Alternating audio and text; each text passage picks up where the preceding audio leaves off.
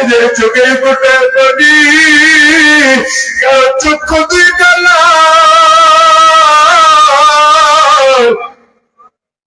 কারো চোখ দিয়ে গার বেড়ে পানিগুলো পড়ে। আল্লাহ সবাই মিলে তোমার কাছে হাত তুলল, আমাদের জিন্দগির গুনাহ খাতাগুলো মাফ করে দাও সকলেরই দরকার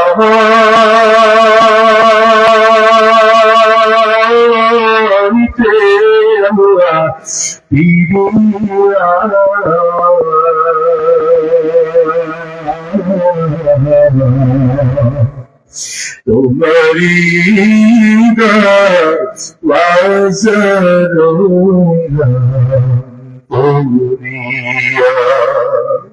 إلا الله وحده لا شريك له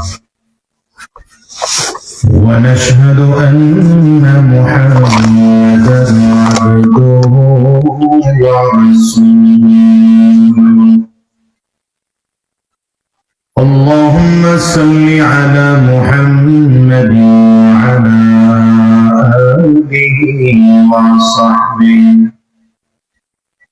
وسلم تسليما كثيرا كثيرا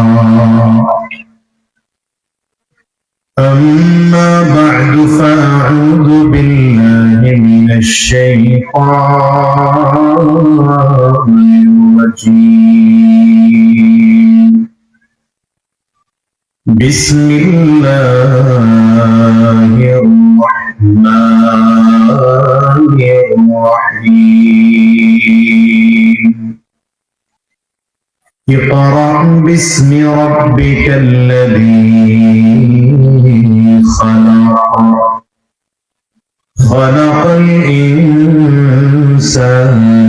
من علق اقرأ وربك الأكرم الذي علم بالقلم علم الإنسان ما لم يعلم صدق الله العظيم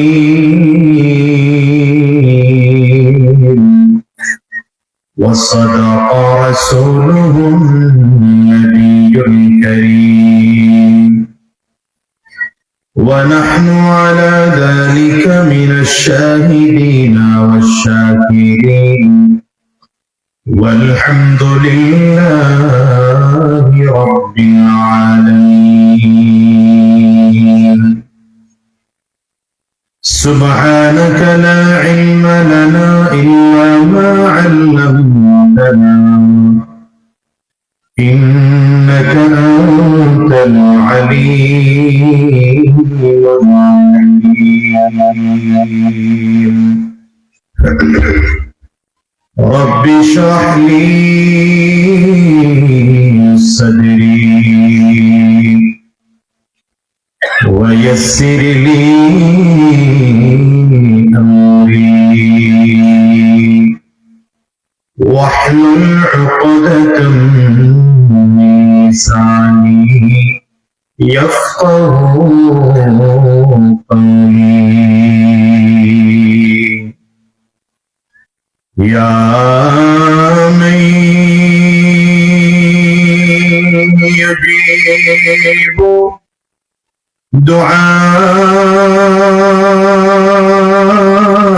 دعاء المضطر في الظلم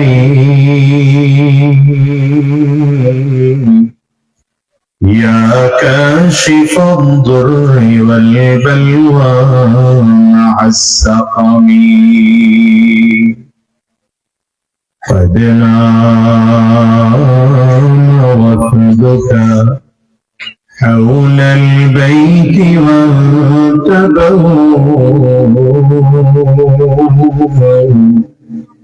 وأنت يا حي يا قيوم لم تنمي أدعوك ربي حزينا هائما قلقا فارحم بكائي بحق البيت والحرم لا إله إلا الله জবান খুলে আওয়াজ দিয়ে সকলে মিলে প্রাণ উজাড় করে লা ইলাহা ইল্লাল্লাহ বেশ করে এই ভাই কে বেশ কমন শান্ত বড় ইল্লাল্লাহ জোরে লা ইলাহা ইল্লাল্লাহ লা ইলাহা ইল্লাল্লাহ illallah la ilaha illallah la ilaha illallah la ilaha illallah la ilaha illallah la ilaha illallah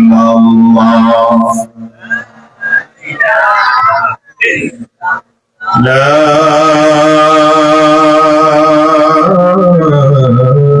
إله إلا الله محمد رسول الله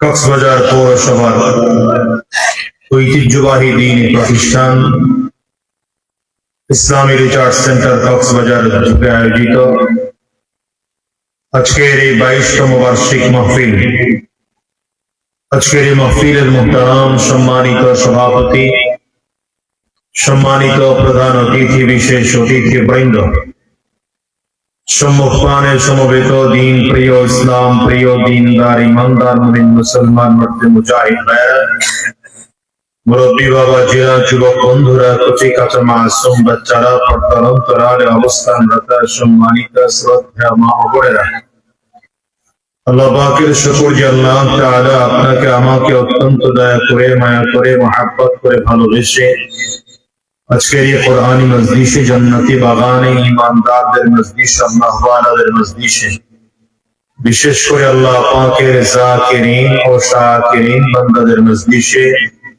যে রব্বি করিম মৌলাই করিম আপনাকে আমাকে আসার বসার তৌফিক দান করেছেন সে মহান রব্বুল ইজ্জত ওয়াল জালালের দরবারে শুকর আদায় করি আমরা সকলেই জবান খুলে আওয়াজ দিয়ে চিৎকার করে জোরে সরে বলি আলহামদুলিল্লাহ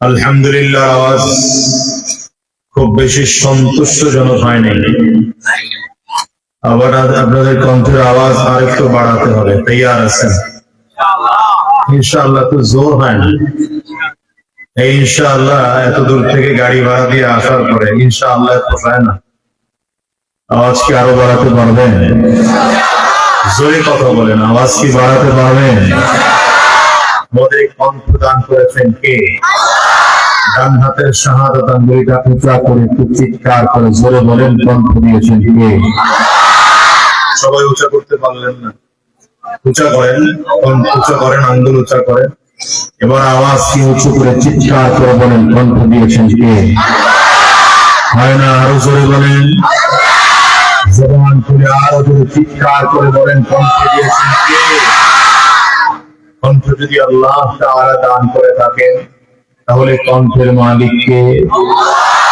আসতে হলো কেন জোরে বলেন কণ্ঠের মালিক যদি আল্লাহ হয়ে থাকেন আর কণ্ঠ যদি আল্লাহ তাআলা দান করে থাকেন তাহলে আপনার আমার কণ্ঠের সর্বোচ্চ আওয়াজ পাওনাদার কে হয় না আওয়াজ আরো জোরে বলেন আঙ্গুল উঁচা করে চিৎকার করে আরো জোরে বলেন এবার সকলে জবান করে প্রাণ করে মন উজাড় করে ইমানি আওয়াজ উঁচু করে চিৎকার করে জোরে সরে বলুন আলহামদুলিল্লাহ আমরা প্রশংসা করলাম কার? প্রশংসা করতে হবে কার? সব কিছু চাইতে হবে কার কাছে?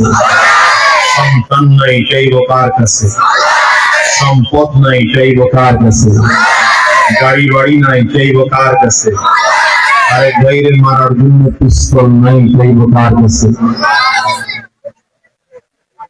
এটা আল্লাহর কাছে যাবে না। হ্যাঁ, আল্লাহ পাকের কাছে চাওয়া যাবে? অবৈধ কোন জিনিস আল্লাহ পাকের কাছে চাওয়া যায়? আসতে বলেন কেন? বললেন যে 2-4 জন আল্লাহর কাছে চাবে। জোশ বেশি হয়ে গেছে, হুশ হারায় ফেলছেন, ঠিক না? মনে রাখবেন, ওই জোশের দাম নাই যেই জোশের হুশ নাই, ঠিক না বলেন? সেই জোশের দাম আছে যেই জোশের হুশ আছে। আর মুসলমান জাতি এমন এক জাতি, যেই জাতি হুশওয়ালা জাতি, বেহুশ জাতি নয়। ঠিকের পাওয়ার এমন কেন? জোরে বলে মনে হয় যেন ঠিক 2-4 জন বলে দিলে এটা ওয়াজিবি কিফায়া, ফরজি কিফায়া, 2-3 জন বলছেন, বাকিদের এমনি আদায় হয়ে যাবে। ব্যাপারটা কি এমন? আবার আসতে বলে জোরে বলেন। ওয়াজ মাহফিলে আসলে একদল মানুষ এত বেশি ভদ্র হয়ে যায় যে এরা জোরে কথাটুকু বলতে চায় না, মানে মনে হয় যেন কি এক সমস্যা হয়ে গেছে। আচ্ছা, মাইকলা ভাই কই? আমার কাছে মনে হয় এই মনিটর আর এই মনিটরের দূরত্ব এক না। আমার কাছে এইটা বাজে কানে, ওই আওয়াজটা কানে বাজে না। এটা আওয়াজ আছে, এটাতে আওয়াজ হয়? আওয়াজ হয় না। দেখেন তো, চেক করেন তো দুইটার সমান আওয়াজ কিনা। এই আপনি দুইটার মাঝখানে কি এটা বসাইছেন? এই মাইক্রোফোনটা আমার দিকে তাকান। এটা মেপে বসাইছেন? আপনি মেপে বসাইছেন? এই আংশিক হলেই তো সমস্যা, 1-2 ইঞ্চি নড়ে গেলেই সমস্যা।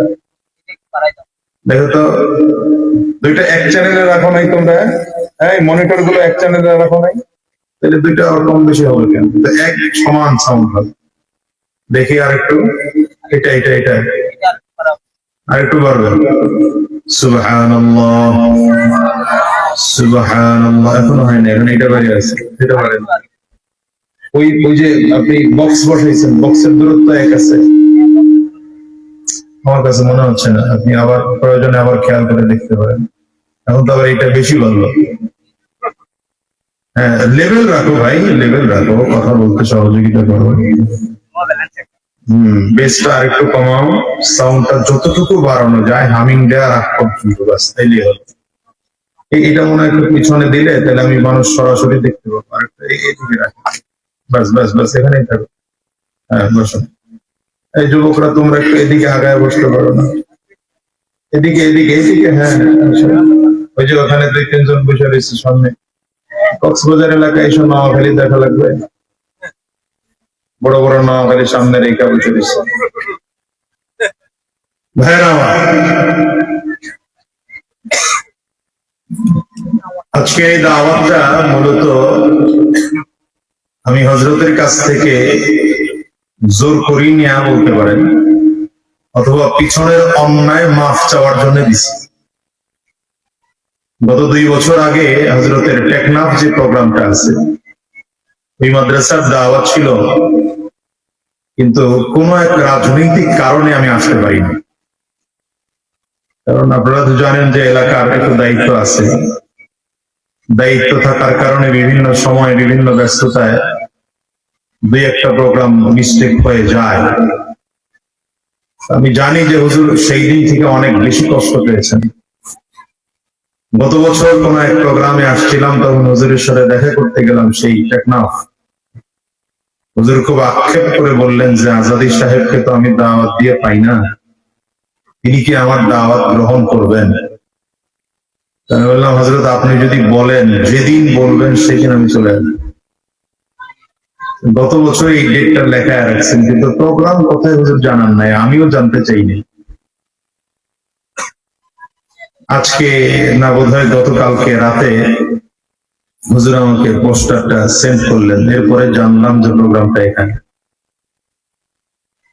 এই জন্য হাজিরা দেওয়ার জন্য আসছি, যেন হযরতের অন্তত বদদোয়া আমার উপরে না আসে। কারণ মনে করি বড়দের দোয়া পথ চলার জন্য অনেক বড় সহায়ক।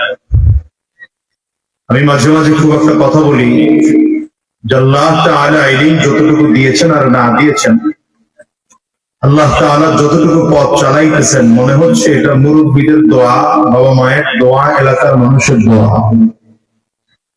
কারণ মানুষের কাছে যদি দোয়া না থাকে তাহলে মানুষ চলতে পারে না।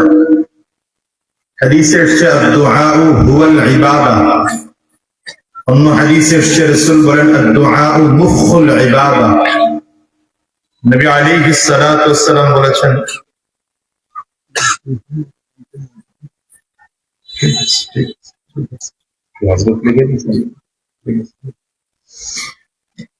এই জন্য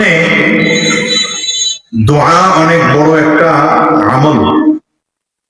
হাদিস দ্বারা বোঝা যায় আদ-দুআউ হুয়াল ইবাদা। নবীজি বলেন দোয়া হচ্ছে একটি বড় ইবাদত। সুবহানাল্লাহ। আগামী বছর বলেন, আরো জোরে বলেন। দ্বিতীয় হলো নবীজি বলেন আদ-দুআউ মুখুল ইবাদা। দোয়া হলো সকল ইবাদতের মগজ। এজন্য দেখবেন আমরা নামাজ শেষেও দোয়া করি, ইফতারের সময় দোয়া করি। আল্লাহ তাআলা সব জায়গায় দোয়া শিখিয়েছেন। সাহারি করার সময় দোয়া আছে, খানার সামনে আসছে দোয়া আছে, আছে না নাই? খানা খাচ্ছি দোয়া আছে, খানা শেষ করলাম দোয়া আছে, মসজিদে ঢুকতেছি দোয়া আছে, মসজিদ থেকে বের হলাম তো দোয়া আছে, আবার ইস ঘরে ঢুকলাম তো দোয়া আছে, ঘর থেকে বের হলাম তো দোয়া আছে, ইস্তেঞ্জায় ঢুকতে গিয়েও দোয়া আছে। এই দোয়াটা মানুষের জীবনে অনেক বড় একটা পুঁজি। রাসূলুল্লাহ সাল্লাল্লাহু আলাইহি ওয়াসাল্লাম বলেন, ওই যে মাথা নিচের দিকে দিয়ে রাখছে, বলে না আমার দিকে তাকায়, আমার চেহারা খুব একটা ভালো না, তারপরে তাকায় থাকে। রাসূলুল্লাহ সাল্লাল্লাহু আলাইহি ওয়াসাল্লাম বলেন, মান লাম ইয়াসআলিল্লাহ ইয়াগদাব আলাইহি। নবীজি বলেন, যে আল্লাহ পাকের কাছে চায় না, আল্লাহ তার সাথে রাগ করেন। দুনিয়ার মানুষের অবস্থা হলো, মানুষের কাছে চাইলে মানুষ রাগ হয়, না চাইলে মানুষ খুশি হয়। আর আল্লাহ পাকের নিজাম ও পদ্ধতি হলো, আল্লাহর কাছে চাইলে আল্লাহ খুশি হন, না চাইলে আল্লাহ রাগ করেন। আমি অবশ্য অন্য এক বিষয় আলোচনা করার জন্য আয়াতে কারিমা তিলাওয়াত করেছিলাম ভিন্ন, হুজুর আবার লিখে পাঠাইছেন একটু ভিন্ন বিষয় আলোচনা করার জন্য। যেহেতু আমি আমার লাইনে চলতেছিলাম, দুইটাই মিলিয়ে সমন্বয় করার চেষ্টা করবো ইনশাআল্লাহ। আল্লাহ আমাদের সকলকে ইখলাসের সাথে কথা বলবার, আমলের নিয়তে কথা শুনবার তৌফিক দান করুন। চিৎকার করে আওয়াজ দিয়ে জোরে সোরে আওয়াজ করে বলেন আল্লাহুম্মা আমিন। আপনাদের আমিনের আওয়াজ দেখে মনে হলো যে আলহামদুলিল্লাহ আওয়াজ ভালো আছে, তবে আওয়াজ মাঝে মাঝে কমে যায়। আওয়াজ যেন কমে না যায়, আওয়াজ যেন বেড়ে থাকে। তৈয়ার আছেন তো ইনশাআল্লাহ? যারা মোবাইলে মাশাআল্লাহ মুফতি ফেসবুক টিপতেছেন আর ইউটিউব আলাইহিস সালাম চালাইতেছেন, আল্লামা গুগল চালাইতেছেন, এগুলো সব বাদ দেন। এগুলো বাদ দিয়ে আমি মাওলানা কথা বলি, এটা শুনেন। তৈয়ার আছেন তো ইনশাআল্লাহ? হয় না আওয়াজ? তৈয়ার আছেন তো ইনশাআল্লাহ? আর মুসলমানদের কণ্ঠের আওয়াজ একটু বাড়লে এটাতে ক্ষতি নাই, বরঞ্চ লাভ আছে, ঠিক কিনা বলে? জালেমদের বিরুদ্ধে মুসলমানদের বিমান, কামান, ক্ষেপণাস্ত্র, পিস্তল, বুলেট, রাইফেল এগুলো লাগে না। শুধুমাত্র মুসলমান যদি তাকবীরের ধ্বনি দিয়ে ইমানে পাওয়ার নিয়ে সামনের দিকে আগায়, বেঈমানরা লেজ গুটিয়ে পালাতে বাধ্য হয়। দুই হাত উঁচা করে চিল্লায় বলেন ঠিক কিনা? এসেছে নতুন বদর, কইরে খালি দমর, এসেছে নতুন বদর, কইরে সেই থেকে বিজয়ী নবীর মুজাহিদ। এখনো কি গাইতে হবে ঘুম ভাঙানো গীত, এখনো কি গাইতে হবে ঘুম ভাঙানো গীত। বলেন কইরে খালিদ কইরে অমর, যারা পারে তারা বলতে হবে কইরে খালিদ কইরে অমর, এসেছে নতুন বদর, কইরে খালিদ কইরে অমর, এসেছে নতুন বদর, কইরে সেই থেকে বিজয়ী নবীর মুজাহিদ, এখনো কি গাইতে হবে ঘুম ভাঙা নবী, এখনো কি গাইতে হবে ঘুম ভাঙা নবী। ঠিক না? মসজিদের ওই কোণে বসে তাসবিহ নয় রে यार, তোর হাতে আজ বানাই শুধু হুকুমতে তলোয়ার।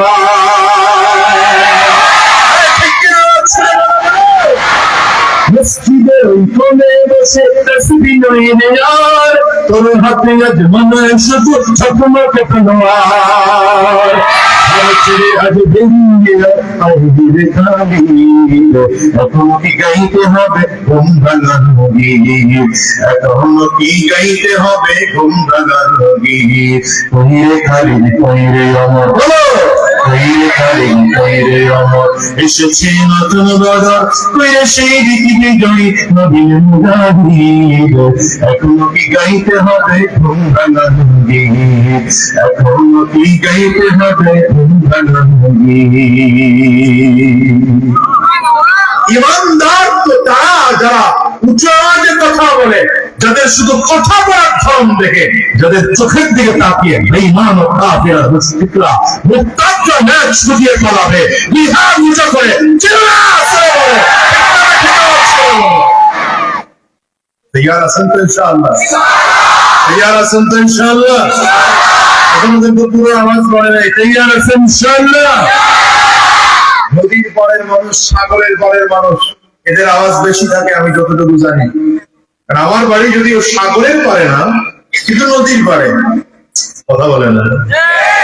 ধান, নদী, খাল, এই তিনে হলো বরিশাল। আমার কাছে সাগর না থাকলেও নদী আছে, এই কারণে সাগরের পাড়ের মানুষদের যে আওয়াজ ভালো হয় এটা জানি। এই জন্য আপনাদের আওয়াজ বাড়ায় আওয়াজ দিতে হবে ইনশাআল্লাহ। তৈয়ার আছি তো?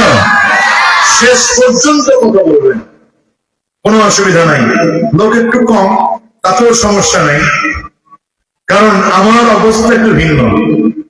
আমি লোক কম হলে আমার মোটে অসন্তুষ্ট লাগে না, কিন্তু যদি 5 জন লোক হয়, 5 জনে যদি মনোযোগী হয়, আমি 1 ঘন্টা কথা বলতে পারি, তাতে কোনো সমস্যা নেই। কিন্তু যদি 1000 মানুষ হয় আর অমনোযোগী শ্রোতা হয়, তখন আমি কথা বলতে পারি না।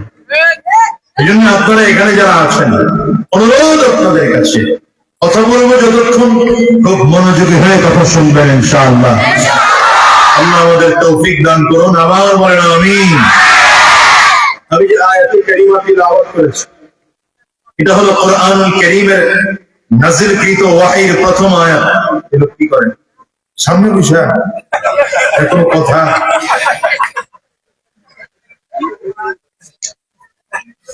আল্লাহ তাআলা জিবরিল আলাইহিস সালামের মাধ্যমে রাসূলুল্লাহ সাল্লাল্লাহু আলাইহি ওয়াসাল্লামের কাছে যখন ওহী নিয়ে আসলেন, ওহী যে প্রথম 5টি আয়াত দ্বারা নাযিল হলো, আমি সেই আয়াতে কারিমা তিলাওয়াত করছি।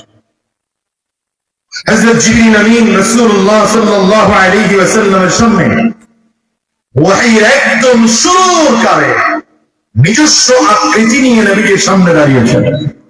দাঁড়িয়ে প্রথম বলেছেন ইকরা। নবী আলাইহিস সালামকে লক্ষ্য করে জিবরিল আমিন কি বললেন? ইকরা। বলেন আরবিতেই বলেন, বলেন কি বলেছেন? মানে পয়গম্বর আপনি পড়েন। খুব মনোযোগী না হলে আমার কথা বুঝবেন না, কি বুঝাইতেছে এটা বোঝার চেষ্টা করবেন। জিবরিল আলাইহিস সালাম আমার নবীকে বললেন, ইয়া মুহাম্মদ ইকরা, পয়গম্বর আপনি পড়েন। নবীজি কি বললেন? মা আনা বিকারিন, আমি তো পড়তে জানি না, আমি তো পাঠক নই। খুব ভালো করে খেয়াল করেন, জিবরিল আমিন আমার নবীকে কি বললেন? দেখছেন কথা বলেন, কি বললেন? বাংলাটা বলেন, পড়েন। কি বলেছেন? নবীজি কি বললেন? নবীজি কি বললেন? তাহলে উত্তর দিয়েন না, বুঝে উত্তর দিয়ে। নবীজি কি বললেন? পড়তে জানি না, পাঠক নই, আমি পড়তে জানি না। এখন জিবরিল কি করলেন এটা বোঝার বিষয়। জিবরিল আলাইহিস সালাম কি করলেন? নবীজি নিজে বলছেন, ফাআখাযানি ফাবাত্তানি হাত্তা বালাগা মিন্নিল জুহুদ। জিবরিল আমাকে ধরলেন, সিনার সাথে সিনা মিলালেন, সিনা মিলিয়ে এত জোরে চাপ দিলেন পয়গম্বর বলেন আমি ব্যথা পেয়েছি। ফারসালানি, জিবরিল আমাকে ছেড়ে দিলেন। আবার বললেন ইকরা। পয়গম্বর আবার বললেন মা আনা বিকারিন, আমি পড়তে জানি না।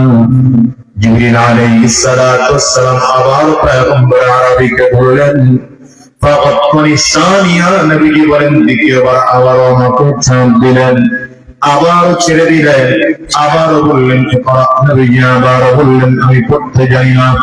জিবরিল আমিন আমার নবীকে আবার বললেন, আবারও চাপ দিলেন, আবারও ছেড়ে দিলেন। ছেড়ে দিয়ে বললেন পয়গম্বর ইকরা বিসমি রাব্বিকাল্লাযী খালাক, ওই প্রভুর নামে পড়ে যে প্রভু আপনাকে সৃষ্টি করেছেন। পয়গম্বর গড়গড় করে পড়া শুরু করেছেন ইকরা বিসমি রাব্বিকাল্লাযী খালাক, ইকরা বিসমি রাব্বিকাল্লাযী খালাক, খালাকাল ইনসানা মিন আলাক, ইকরা রাব্বুকাল আকরাম الذي علم بالقلم علم الإنسان ما لم يعلم الله أكبر। এখান থেকে জিবরিল নবী আমার নবীকে বললেন পড়েন। পয়গম্বর বললেন পড়তে জানি না। এই উচিত ছিল জিবরিলের আমার নবীকে শিখিয়ে দেওয়া। জিবরিল আমিন আমার নবীকে শিখিয়ে দিলেন না। শিখিয়ে না দিলে সিনার সাথে সিনা মিলে চাপ লাগাইলেন। আবার বললেন পড়েন। নবীজি আবার বললেন পড়তে জানি না। কি বুঝাইতে চাইলেন জিবরিল আলাইহিস সালাম? আল্লাহ তাআলা কি বুঝাইতে চাইলেন? জিবরিল আলাইহিস সালাম আমার নবীর সিনার সাথে সিনা মিলাইয়া কিয়ামত পর্যন্ত মানুষকে বুঝাইতে চাইলেন দুনিয়ার যত শিক্ষা আছে এই শিক্ষাগুলো হয়তো বই পড়ে পড়ে পড়ে পড়ে শিক্ষা যায়। দুনিয়ার যত শিক্ষা আছে এগুলো চাইলে ইন্টারনেট টিপে টিপে শিক্ষা অর্জন করা যায়। দুনিয়ার যত শিক্ষা আছে চাইলে ফেসবুক চালায় চালায় শিক্ষা অর্জন করা যায়, চাইলে গুগলে সার্চ দিয়া দিয়া শিক্ষা অর্জন করা যায়। কিন্তু দিন যদি শিক্ষা হয় ইন্টারনেট ফেসবুক টেলিফোন এগুলো দিয়ে নয়, শুধু বই পড়ে ইলম শেখা যায় না, বরং উস্তাদের সামনে ছাত্র হইয়া বসে দিলটাকে আল্লাহ মুখী করে তাহার পর কোরআন শিক্ষা হয়। এই জন্যই তো ওয়াজ মাহফিল, এই ওয়াজ মাহফিল গুলো কেন? ওয়াজ মাহফিলের মূল কারণ হলো, ওয়াজ মাহফিল গুলোর মূল কারণ হলো এখানে বসে বসে মানুষগুলো আলেমদের সামনে দিলটাকে আল্লাহ মুখী করে বয়ান শুনবে। ঠিক কিনা? আওয়াজ করে বলে মধ্যে গিয়ে দেখবেন ছাত্রদের কাজ কি?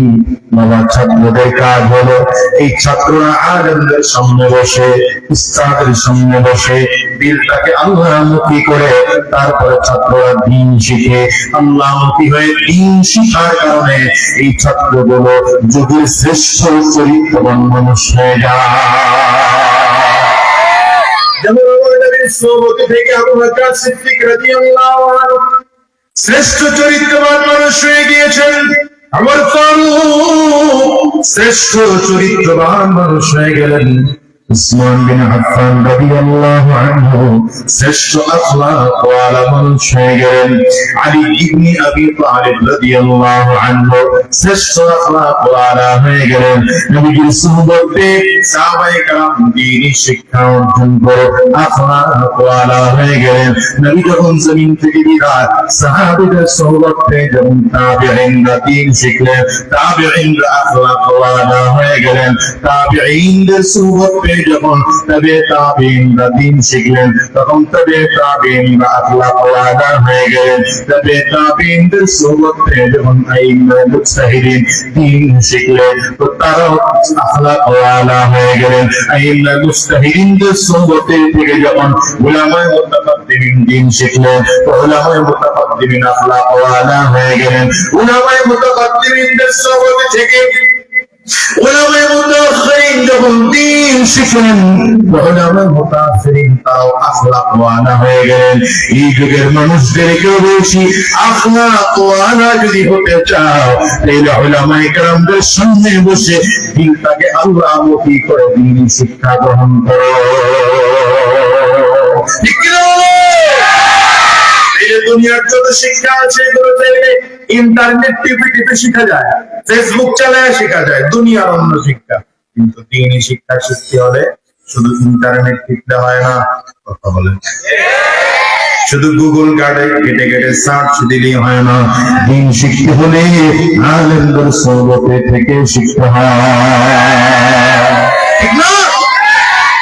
এটা হলো 1 নম্বর শিক্ষা। 2 নম্বর, জিবরিল আমিন আমার নবীকে প্রথম বললেন পড়েন, আমার নবী বললেন পড়তে জানি না, আবার বললেন পড়েন। নবী বললেন পড়তে জানি না, আবারও বললেন পড়েন। নবী বললেন পড়তে জানি না, কিন্তু যখনই বলেন সেই রবের নামে পড়ে যে রব আপনাকে সৃষ্টি করেছেন, নবী পড়া শুরু করলেন। কারণ কি? পয়গম্বর বুঝাইলেন 40 বছর ধরে পড়ি নাই, যদি পড়তেই হয় তাইলে যেই পড়াতে আল্লাহর নাম আছে সেই পড়া পড়বো, নয়তো পড়বো না। তার মানে গোটা দুনিয়ার মানুষকে বুঝাইলেন যেই শিক্ষা আল্লাহর নাম আছে সেটা অরিজিনাল শিক্ষা, যেই শিক্ষা আল্লাহর নাম নাই সেটা কোনো শিক্ষা নয়। জোরে বলেন, জোরে বলেন, ঠিক না? দুনিয়ার যত শিক্ষা আছে এই শিক্ষা দ্বারা ডাক্তার হওয়া যায়, ইঞ্জিনিয়ার হওয়া যায়, অ্যাডভোকেট হওয়া যায়, ব্যারিস্টার হওয়া যায়, পাইলট হওয়া যায়। কিন্তু মনে রাখবেন, মানুষ যদি হতে হয় তাওহীদের শিক্ষা, রিসালাতের শিক্ষা, কোরআনের শিক্ষা, আসমানের শিক্ষা ছাড়া সম্ভব নয়। ঠিক কি না বলো? দ্বীনি শিক্ষা ছাড়া মানুষ হওয়া যায় না। দেশের দেখবেন অনেক বড় বড় ডাক্তার আছে, এই ডাক্তার সাহেবদের অবস্থা হলো এমন, এরা তো মাশাআল্লাহ বিশাল অভিজ্ঞতা সম্পন্ন ডাক্তার, কিন্তু রোগীকে অপারেশন থিয়েটারে ঢোকানোর আগে বলে 1 লাখ হলেই চলবে। অপারেশন থিয়েটারের মধ্যে ঢুকাইয়া রোগীর গার্ডিয়ানদেরকে বলে 3 লাখের নিচে হবে না। আপনাদের এলাকায় মনে হয় এমন নাই? ডাক্তার সাহেব 1 লাখের বিল অপারেশন থিয়েটারে ঢুকাইয়া তারপরে 3 লাখ করলেন কেন? কারণ তিনি ডাক্তারি জ্ঞান সম্পর্কে তার জ্ঞান আছে, দ্বীন সম্পর্কে তার জ্ঞান নাই। এই জন্য নীতি আর নৈতিকতা শিখে না। ডাক্তার হয়েছে মানুষ হয় নাই, কি কথা বলেন না? ডাক্তার হয়েছে কি হয় নাই? মানুষ হয় নাই। আমার দেশে অনেক ইঞ্জিনিয়ার আছে, আছে না নাই? দেশের অনেক ইঞ্জিনিয়ারদেরকে আমরা বিগত দিনেও দেখেছি রডের পরিবর্তে, আমার বলা লাগে নাই, রডের পরিবর্তে, জোরে বলেন, রডের পরিবর্তে। কেন ইঞ্জিনিয়ার সাহেব রডের পরিবর্তে রড দিল? কারণ ইঞ্জিনিয়ার সাহেবের ইঞ্জিনিয়ারিং সম্পর্কে অনেক জ্ঞান আছে, কিন্তু কোরআন সুন্নাহর জ্ঞান না থাকার কারণে লোকটার মধ্যে নীতি নাই, নৈতিকতা নাই, সৎ আর যোগ্য হয় নাই, এমনকি মনুষ্যত্ব হইতে পারে না। এদেশে অ্যাডভোকেট আছে, আইনজীবী, আইনজীবী, আইনজীবী। আপনারা মামলা নিয়ে যাবেন, হ্যাঁ আছে না? মামলা নিয়ে গেলে যে মামলাটা চাইলে 1 দিন বা 2 দিনের মধ্যে কমপ্লিট করে দেওয়া যায়, সেই মামলাটা 1 দিন 2 দিন না, মিনিমাম 2-4 বছর ঘুরাইয়া বাদীর খরচ হইল 5 লাখ, বিবাদীর খরচ হইল 10 লাখ। এরপরে বাদী বিবাদী পয়সা বলে এত টাকা খরচ করে লাভ কি? জমি তো 100%। জমিন কত টাকা খরচ হইল? কত খরচ হইল? কত? 15 লাখ গেছে গা, বাদীর 5, বিবাদীর 10। 100 জমি পাইতে গিয়া 15 লক্ষ টাকা শেষ হলো, কারণ অ্যাডভোকেট প্রত্যেক হাজিরা এখানে টাকা চায়। বাদীর বিবাদী মিলে মিলে তার দরকার নেই, আমরা ঠিক হয়ে যাই। এই অ্যাডভোকেটে কাজটা করলো কেন? করার কারণ হলো তার মধ্যে আইন সম্পর্কে জ্ঞান আছে, কিন্তু কোরআন ও সুন্নাহর জ্ঞান না থাকার কারণে মানুষ হয় না।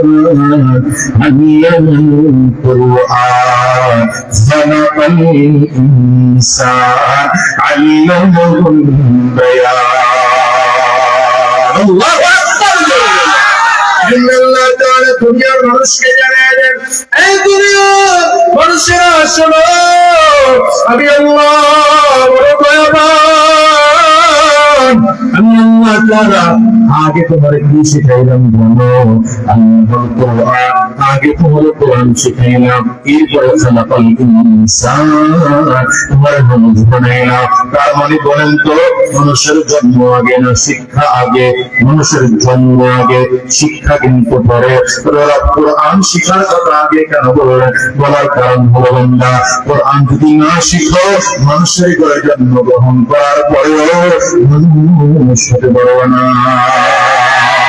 এমন যে মানুষটা মানুষের ঘরে জন্মগ্রহণ করেছে বাবা মানুষ মা মানুষ বাবা মানুষ থেকে জন্মগ্রহণ করেছে মায়ের গর্ভের থেকে জন্মগ্রহণ করেছে কিন্তু সেই মানুষটা যদি কোরআন না শিখে এই মানুষের আখলাকটা ভালো হবে না আর আপনাদের ব্যাপারে বলেন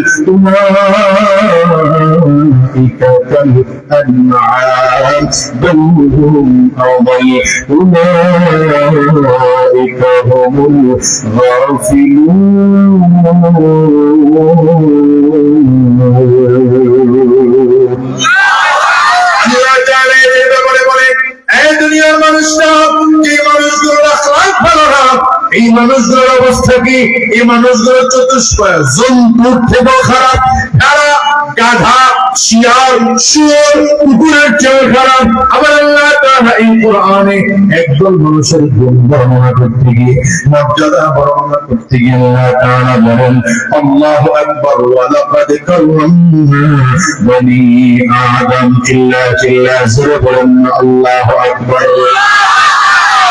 মানুষের ব্যাপারে বলেছে আমি আমার একদল মানুষকে বনি আদমকে সব থেকে সম্মানিত করে বানাইলাম তার মানে বোঝা গেল যে মানুষের মধ্যে কোরআনি শিক্ষা আছে যে মানুষটার মধ্যে আসমানি জ্ঞান আছে যে মানুষের মধ্যে তাওহীদের জ্ঞান আছে যে মানুষের মধ্যে রিসালাতের জ্ঞান আছে এই মানুষটা মানুষ আর বাকিরা মানুষ না ঠিক না আবু জাহেলের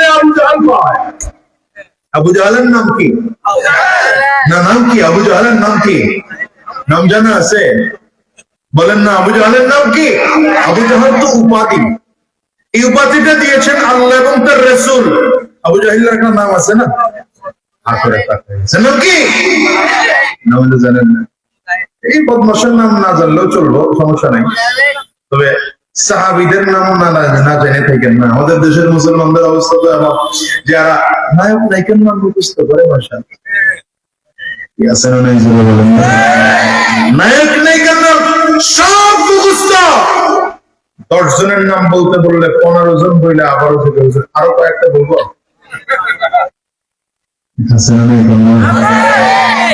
এই মানুষটাই যদি বলা হয় একজন নবীর নাম বলো তো 5 জন নবীর ইতিহাস বলতো বলতে পারবে না একজন সাহাবীর জীবনী বলতো কপাল পোড়া মুসলমান পারবে না বলতে এখানে যারা আছেন মাদ্রাসার ছাত্র ছাড়া আলেম ছাড়া যদি জিজ্ঞাসা করি নবীর প্রসিদ্ধ যে 10 জন সাহাবী যারা জান্নাতের শুভ সংবাদ পেয়েছেন নাম বলতো দেখবেন পারবে না বলতে কি কথা বল না কেন এই ছেলেটারই যদি জিজ্ঞাসা করা হয় গত বছর ক্রিকেট খেলায় 1 নম্বর কে হয়েছিল লাভ দিয়ে দাঁড়ায় এক জোরে সাহসের খেলায় 3 জনের নাম বলে বলো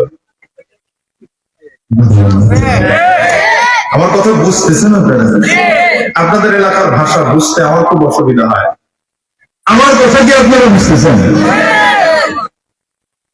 মাঝে মাঝে চট্টগ্রাম পার হলে মনে হয় যেন অন্য এক গ্রহে চলে আসছে কথা বুঝতে পারছি আপনাদের এলাকার ভাষা মাশাআল্লাহ এটাও ভালো খুব সংক্ষিপ্ত ভাষা আপনারা কি বলেন কেমন আছেন এটাকে কি বলেন আপনারা দেখছেন সংক্ষেপ মুখতাসার হয়ে গেছে হ্যাঁ নামাজও কি মুখতাসার করে পড়েন এই দেখলাম যে আপনাদের এই অঞ্চলের ভাষা এরকম কেমন আছো এটা আপনাদের দেশের ভাষা হলো কেন আছো কেন না কেন কেন আছো ঠিক আছে আর যদি বলি খুব ভালো আছি, ভালো আছি, না না না, আপনি বলবেন যে ভালো আছে, আলহামদুলিল্লাহ ভালো আছে, আমরা বলি না? কি বলেন আপনারা? ভালো আছি। আমি জীবনে প্রথম যখন চট্টগ্রামে সফরে আসছি 2010-এ, অসুবিধা হচ্ছে? আমি ওয়াজ আপনারা শুনেন আর না শুনেন, আমি হুজুরের দোয়া নেওয়ার জন্য কথা বলবো।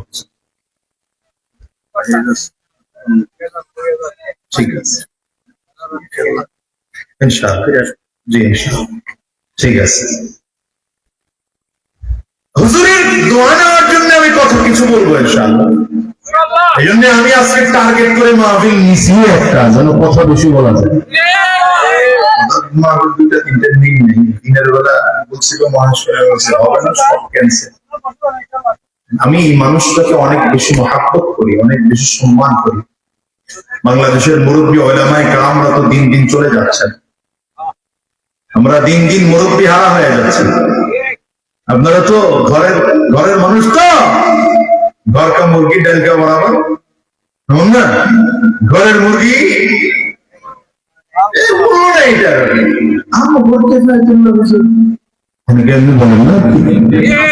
হযরতকে গোটা বাংলাদেশের উলামায়ে কেরাম মাথার তাজ মনে করেন, মাথার তাজ মনে করেন।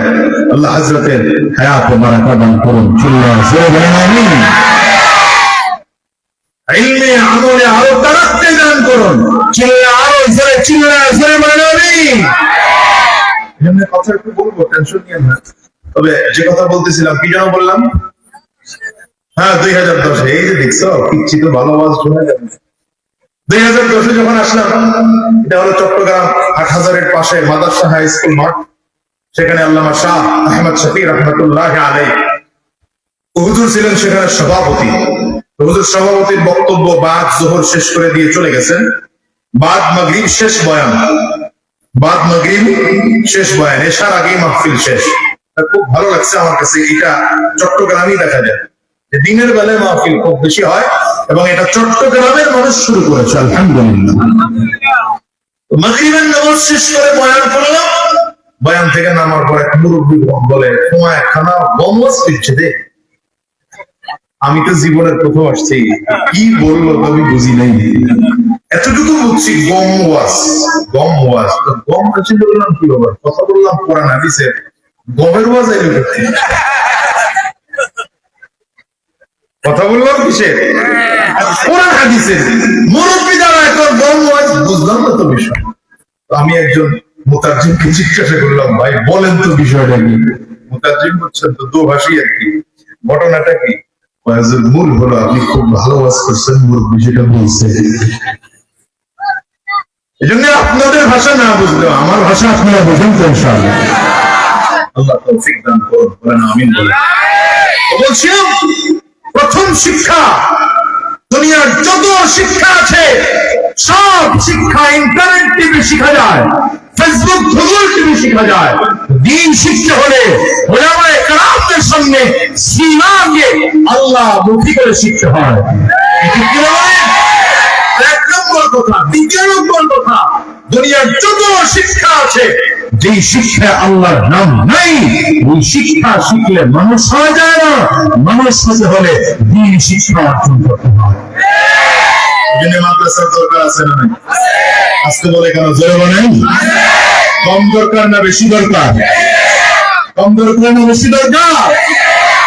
জেলাতে একটা, থানায় একটা দরকার না, প্রত্যেকটা মহল্লায় একটা দরকার, প্রত্যেকটা মহল্লায় দরকার। ঠিক কিনা বলেন? সুতরাং এই ইসলামিক রিসার্চ সেন্টার কক্সবাজার, এই মাদ্রাসাটা জামিআয় পরিণত হবে ইনশাআল্লাহ, এবং এটা দৌড়ে হাদিস পর্যন্ত হবে, তাখাসসুসাত আছে নাকি? এবং তাখাসসুসাত পর্যন্ত হবে। আপনারা চান না ইনশাআল্লাহ? বলেন না চান না ইনশাআল্লাহ? আমি হুজুর ভিতরে বসে বসে কথা শুনছিলাম। হুজুর বলেন, আপনাদের কাছ থেকে টাকা চাই না, কিছু চাই না, শুধু দোয়া চাই। দোয়াটুকু করেন, এটাই তো কাজে লাগে। দোয়ার কারণে যদি ডালিম গাছের মাদ্রাসাটা দারুল উলুম দেওবন্দ হয়ে যেতে পারে, লক্ষ মাদ্রাসা মাদার হতে পারে, তাহলে আপনাদের এই কক্সবাজারের এই মাদ্রাসাটাও গোটা এলাকার মাদ্রাসা মূল মার্কাজ হতে পারে না পারে না? এই জন্য শুরুতে বলেছি الدعاء هو العبادة الدعاء مخ العبادة পয়গম্বর বলেন দোয়া হলো ইবাদত, নবী আবার বলেন দোয়া হলো ইবাদতের মূল। দোয়ার কারণে মানুষের তাকদীর পরিবর্তন হয়। রাসূল বলেন তাকদীর লা ইয়ারুদ্দু ইল্লা দুআ,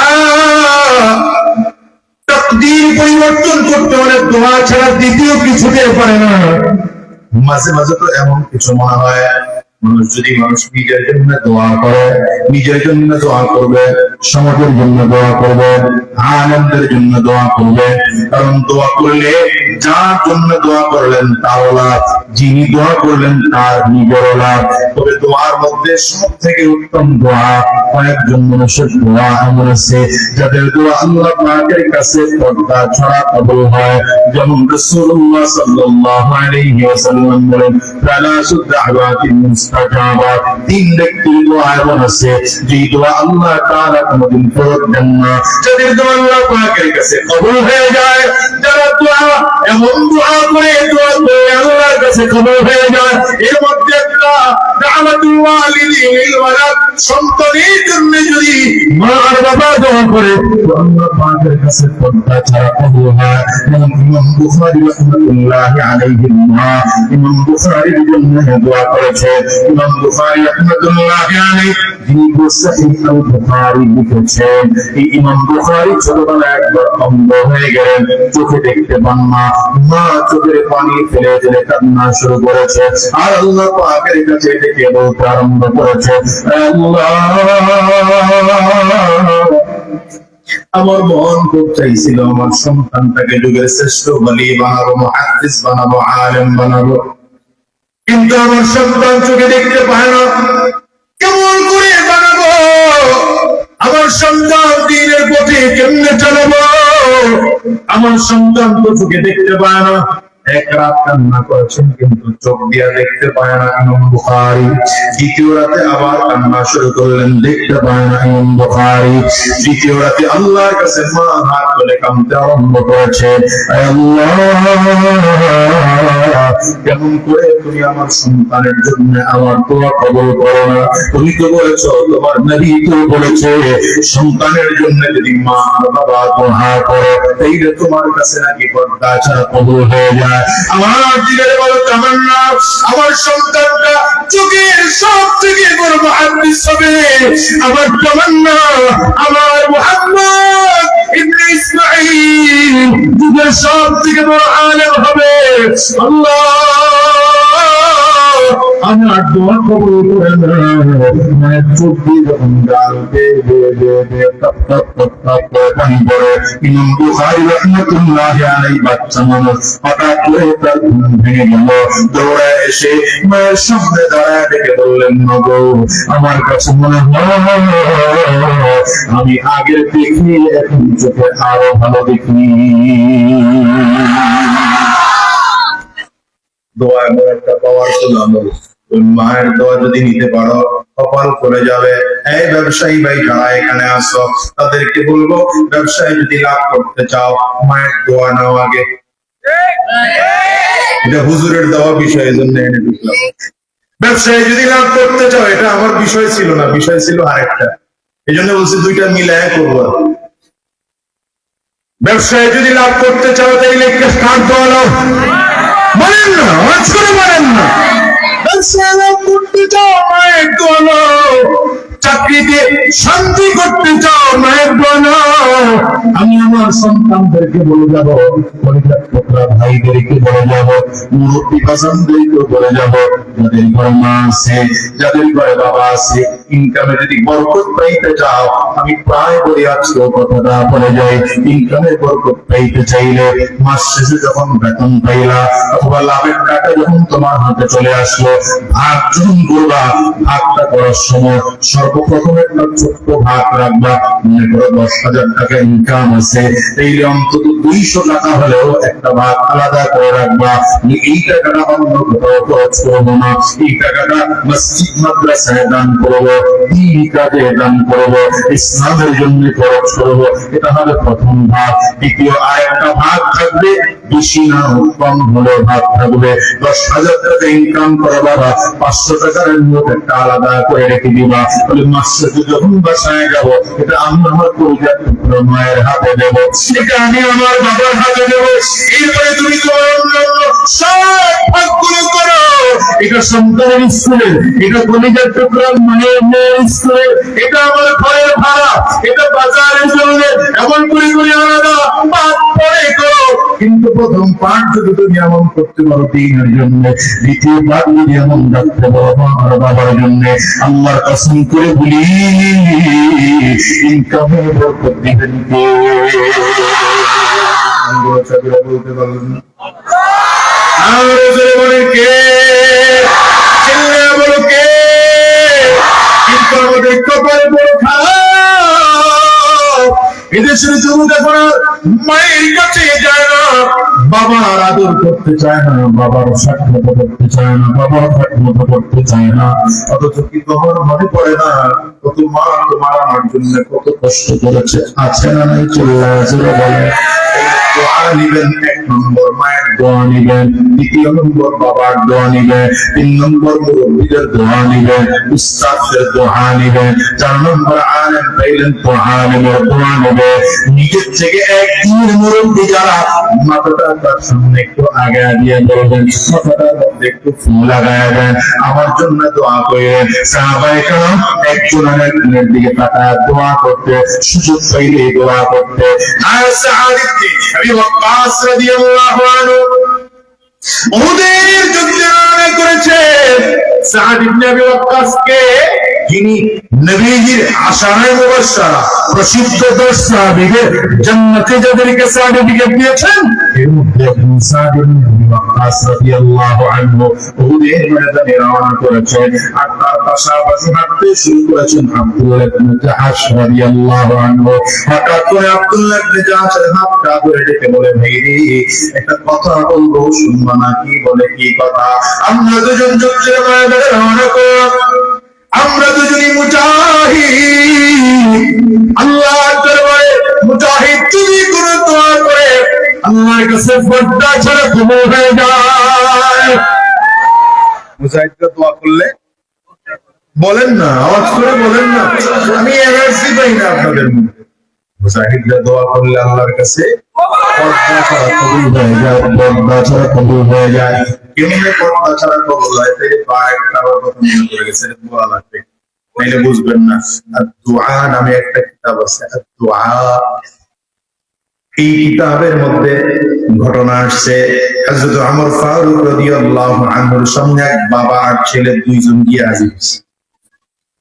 যেমন আপনারা এই মাহফিলে আসছেন না, ছেলেদের সাথে করে নিয়ে, দেখি কয়জন বাবা তার ছেলেদের সাথে করে নিয়ে আসছেন, হাত তুলেন দেখি। মাশাআল্লাহ, কয়জন? এই 3 জন, 4 জন বাবা আর 5 জন, মাশাআল্লাহ 6 জন। তুলেন না দেখি না, কয়জন বাবা তার ছেলেরা নিয়ে আজকের মাহফিলে আসছে? মাশাআল্লাহ, মাশাআল্লাহ, এটা খুব ভালো কাজ। বাচ্চা হোক, 5 বছর, 6 বছর, 10 বছরের ছোট বাচ্চা নিয়ে আসেন না মাহফিল, ও আস্তে আস্তেই তো শিখবে। হুজুরের সামনে আগায় বসেন না, আরে আপনার চেহারা না দেখলে কথা কই কেমন? তো এই বাচ্চাদেরকে মাঝে মাঝে নিয়ে মসজিদে যাবেন, কথা কয় না, নামাজেও যাবেন। আমাদের দেশের বাপ তো ছেলে ঘুরে নষ্ট বানায়, ছেলেদের ঘুম পাড়ে আর একা বাপে তারপরে একা একা মসজিদে যায়, আছে না নাই?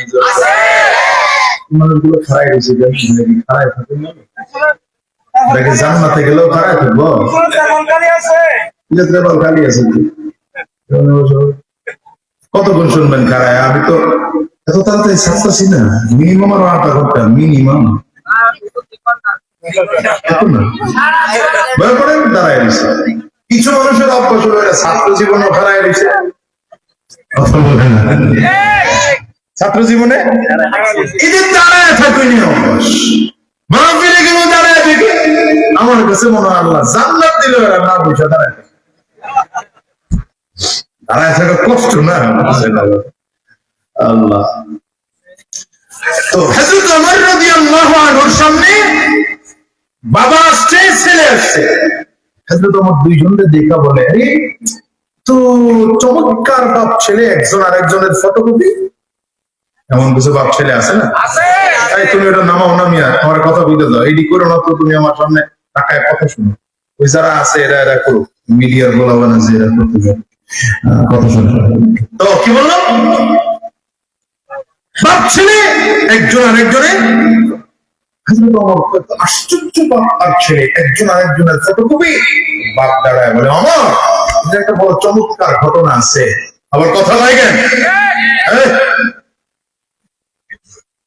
ঘাড় ঘুরবে না, ঘাড় বুঝে না দুনিয়ার বিষয়ে। আমার ওয়াজে ঘাড়ও ঘুরতে পারে না, বড় কঠিন মানুষ আমি, বুঝেন না? শয়তান লড়াই চেয়ারম্যান এসি সহজে তো না।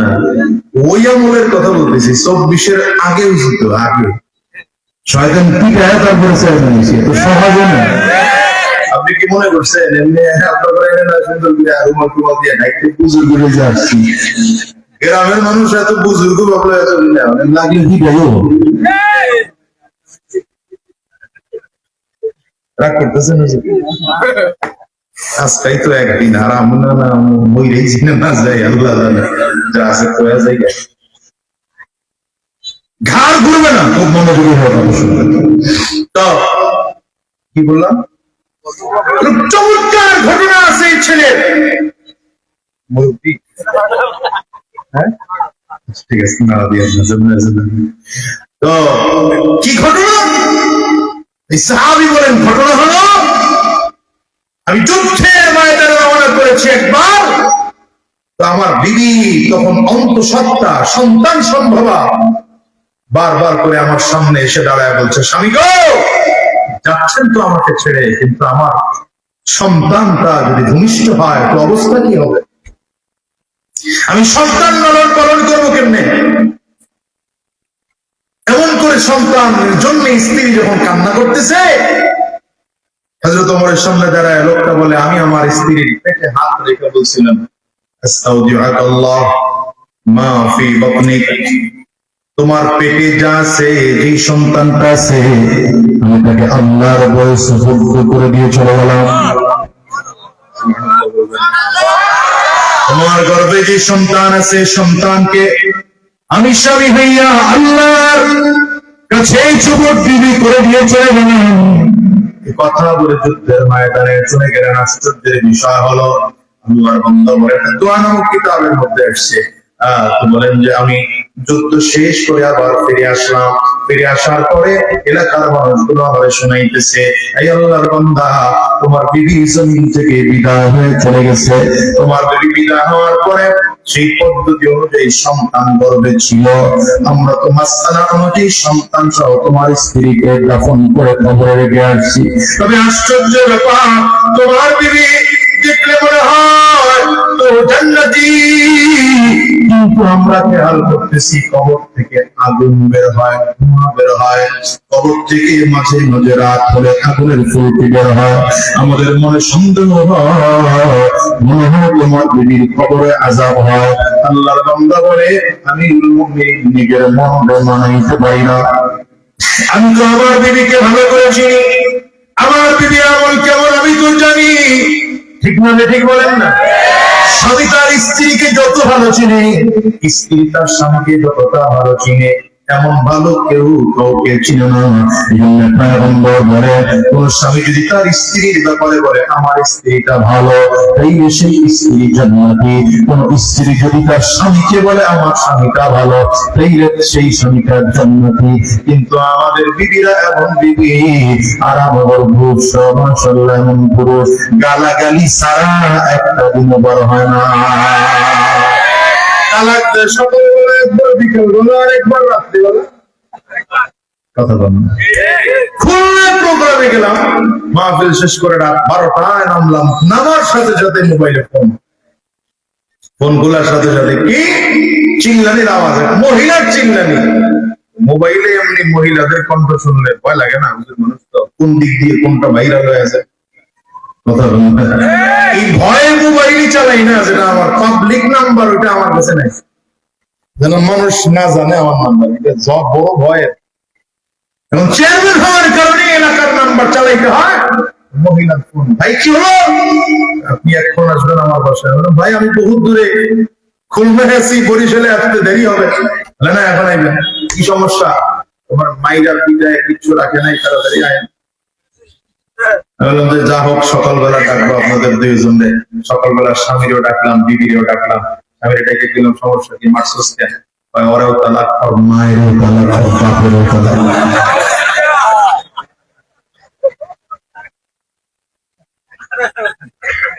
আপনাদের দেশে এগুলো হয় না? মনে হয় এদেশের কত সংসার আছে, হারাম সংসার করছে, তালাক দিছে সকালবেলা, বিকেল বেলায় মনে করছে এই যদি আমার বিবি জায়গা তাহলে রান্না করে খাওয়াবো কি, আবার ধরে নিয়ে আসছি।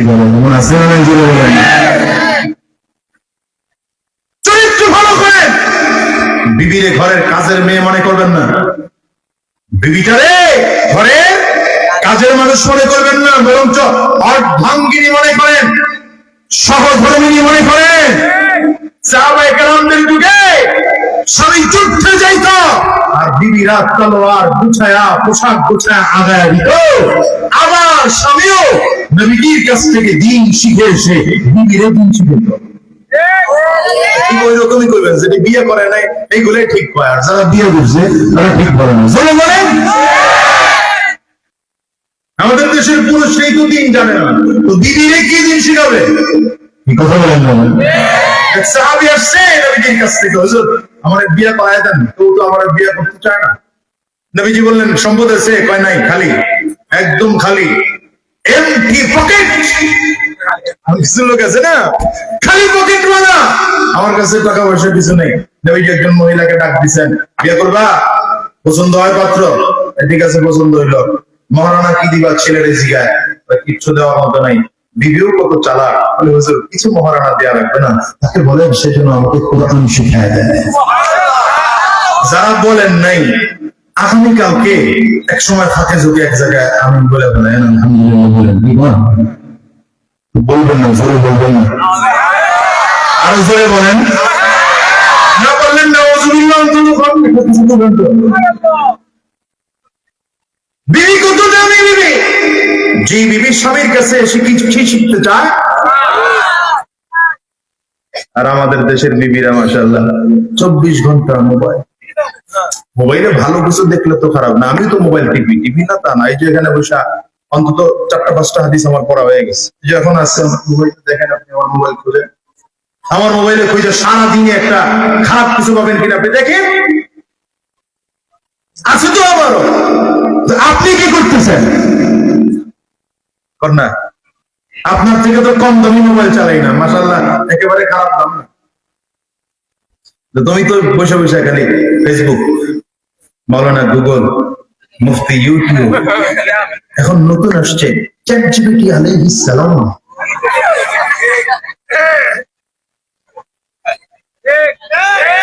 লোকগুলো কথা বলে না কেন? ঠিক না? তুমি এগুলো ঘুরে ঘুরে কি শিখতেছো বলো? এই যুবকরা বলো, যুবক যারা আছে এখানে বলো, যুবকরা 2 ঘন্টা প্রতিদিন ফেসবুক চালাইলে কি পরিমাণ সওয়াব হয়? কথা হয় না তো, বলো একজন যুবক দাঁড়ায় বলো, হুজুর আমি প্রতিদিন 2 ঘন্টা ফেসবুক চালাই, আমার বিশাল নেক, এত নেক তো জান্নাতে যেতে লাগেও না। কথা কথা কেন? এই যে সেই বুখারীর মধ্যে আসছে না, না বাইহাকির মধ্যে, যে যুবক 500 বছর ইবাদত করেছে নির্জনে গিয়া, গভীর পাহাড় কি বলে নদী পার হয়ে, সাগর পার হয়ে পাহাড়ের চূড়ায় উঠে নির্জনে ইবাদত করেছে 500 বছর। কিয়ামতের ময়দানে এই লোক দাঁড়ায় জিবরিল আমিন বলেন, আল্লাহর কাছে বলবে, আল্লাহ আমার তো ইবাদতের ধাক্কায় জান্নাতে যেতে পারি, আপনার রহমত লাগে না তো? এই যুবক বলো, তুমি যে ফেসবুক চালাও, তোমার 2 ঘন্টা ফেসবুক প্রত্যেকদিন চালাইতেছো, 2 ঘন্টা তো কম বললাম। আমাদের দেশের যুবক তো খাইতে গেলেও চুবে, মুখতে গেলেও চুবে, হাসতে গেলেও চুবে, 24 ঘন্টা টিপার মধ্যে।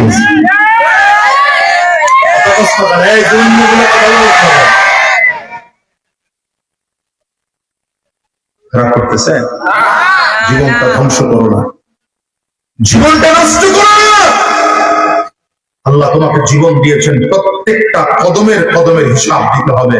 প্রত্যেকটা সেকেন্ডের হিসাব দিতে হবে, প্রত্যেকটা মুহূর্তের হিসাব দিতে হবে।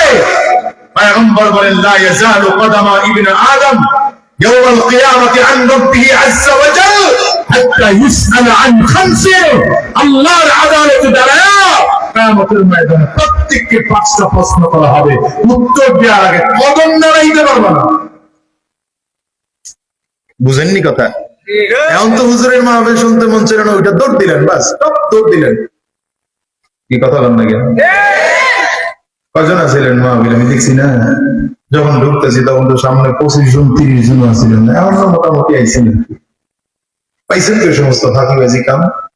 তো এতক্ষণ যারা ওয়াজ করছে এরা ভালো বক্তা না? এরা কোরআন হাদিসের কথা বলে নাই? এটা শুনলেন না কেন? আজকের এই কক্সবাজারের মাহফিল আগামীকাল থাকবে। আপনি চিন্তা করলেন কখন উঠবে প্রধান বক্তা, দেখি না তখন জামনি একটু আগে গিয়ে কি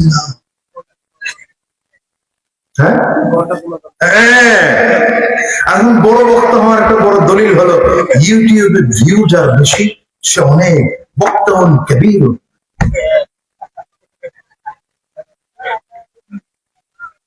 এগুলো বাদ দেন, দিনটাকে ধ্বংস করে ফেলেছেন। আমি তো পোস্টারে এসে নাম দেখলাম, বুঝলো এই যে মুফতি মিজানুর রহমান কাসিম সাহেব কখন বয়ান করেছেন? মাগরিবের পরে। আমার ক্লাসমেট, একসাথে লেখাপড়া করেছি মাদারীনগর, জালালাইন, মিশকাত, দাওরা একসাথে পড়েছি 3 বছর। খুব ভালো আলেম। আমার তো মনে হয় ভালো আলোচনা করেছেন। কেমন করেছেন আপনারা বলতে পারবেন? ওই আপনারা তো সামনে লোক ছিলেন মনে হয় 25-30 জনের বেশি না। এখন না কোনো কায়দায় আসছেন মাহফিলের ইজ্জত দিকে এত চমৎকার প্যান্ডেল করা হলো। আল্লাহ আমার মুফতি কাফায়াতুল্লাহ শফিক সাহেব দামাত বারাকাতুহুম সুন্দর আয়োজন করলেন আপনাদের জন্য। আপনারা আসছেন এখন কেন? উচিত ছিল। আরে এদিক টাকাটা মিথ্যা কথা কই না, কি বলে মাথায় তুলে দিয়ে লোক বাড়ছে আগেছে কম কই নাকি? তো উচিত ছিল এখানে এসা সকাল থেকে বসে থাকবেন, সকাল থেকে, আর আলেমদের জবানে প্রত্যেকটা কথাগুলো দিয়ে লাগায় লাগায় শুনে আগামী দিনটা ভালো করবেন। উচিত ছিল এটা। কথা বলেন না কেন? উচিত ছিল এটা। এলাকার আদল বৃদ্ধ বনিতা বালেক নাবালেক জোয়ান বুড়া সবার আসা উচিত ছিল, কিন্তু আসলে এখন কোন কাজে একটু হাজিরা দিলেন, হুজুর আপনি এত দূর থেকে আসছেন, একেবারে লোক কমলে ইজ্জত যায়, আমরা একটু বাড়াইলাম আর কি বুঝ দিলেন, হলো না তো এটা। অথচ নবীজির অভ্যাস কেমন ছিল? সাহাবায়ে কেরামদের, ছোট্ট সাহাবী, কি ব্যাপার সাউন্ড নষ্ট হলো কেন? আগে তো সাউন্ড ভালো ছিল। ছোট্ট সাহাবী, মাত্র 7 বছরের বাচ্চা আব্দুল্লাহ ইবনে আব্বাস রাদিয়াল্লাহু আনহু, ও ইলম শিক্ষা কি তো আল্লাহু আকবার চিৎকার করে জোরে বলেন আল্লাহু আকবার। আব্দুল্লাহ ইবনে জাহাশ এবং সাদ ইবনে আবি ওয়াক্কাসকে কোন জায়গায় রাখলাম এটা মনে রাখেন, আবার একটু ওখানে যাই। কষ্ট হইতেছে? কারণ আমি শুরু তো করছি ইলম দিয়া, এজন্য ওই দিকটা একটু ফিনিশিং না দিলে এদিকে ঢুকতে পারতেছি না। আমাদের দেশে তো ইলম শিক্ষা এখন নাই।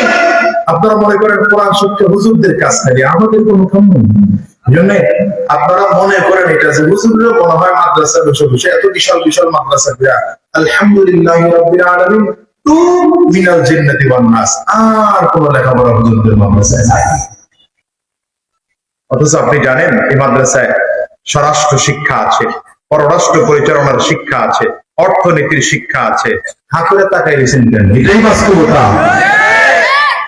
হুজুরদেরকে কোনোদিন সুযোগ দেন নাই তো রাষ্ট্র চালানোর জন্য, সুযোগ দিয়ে দেখেন না, দেশের চিত্র পরিবর্তন হয়ে যাবে।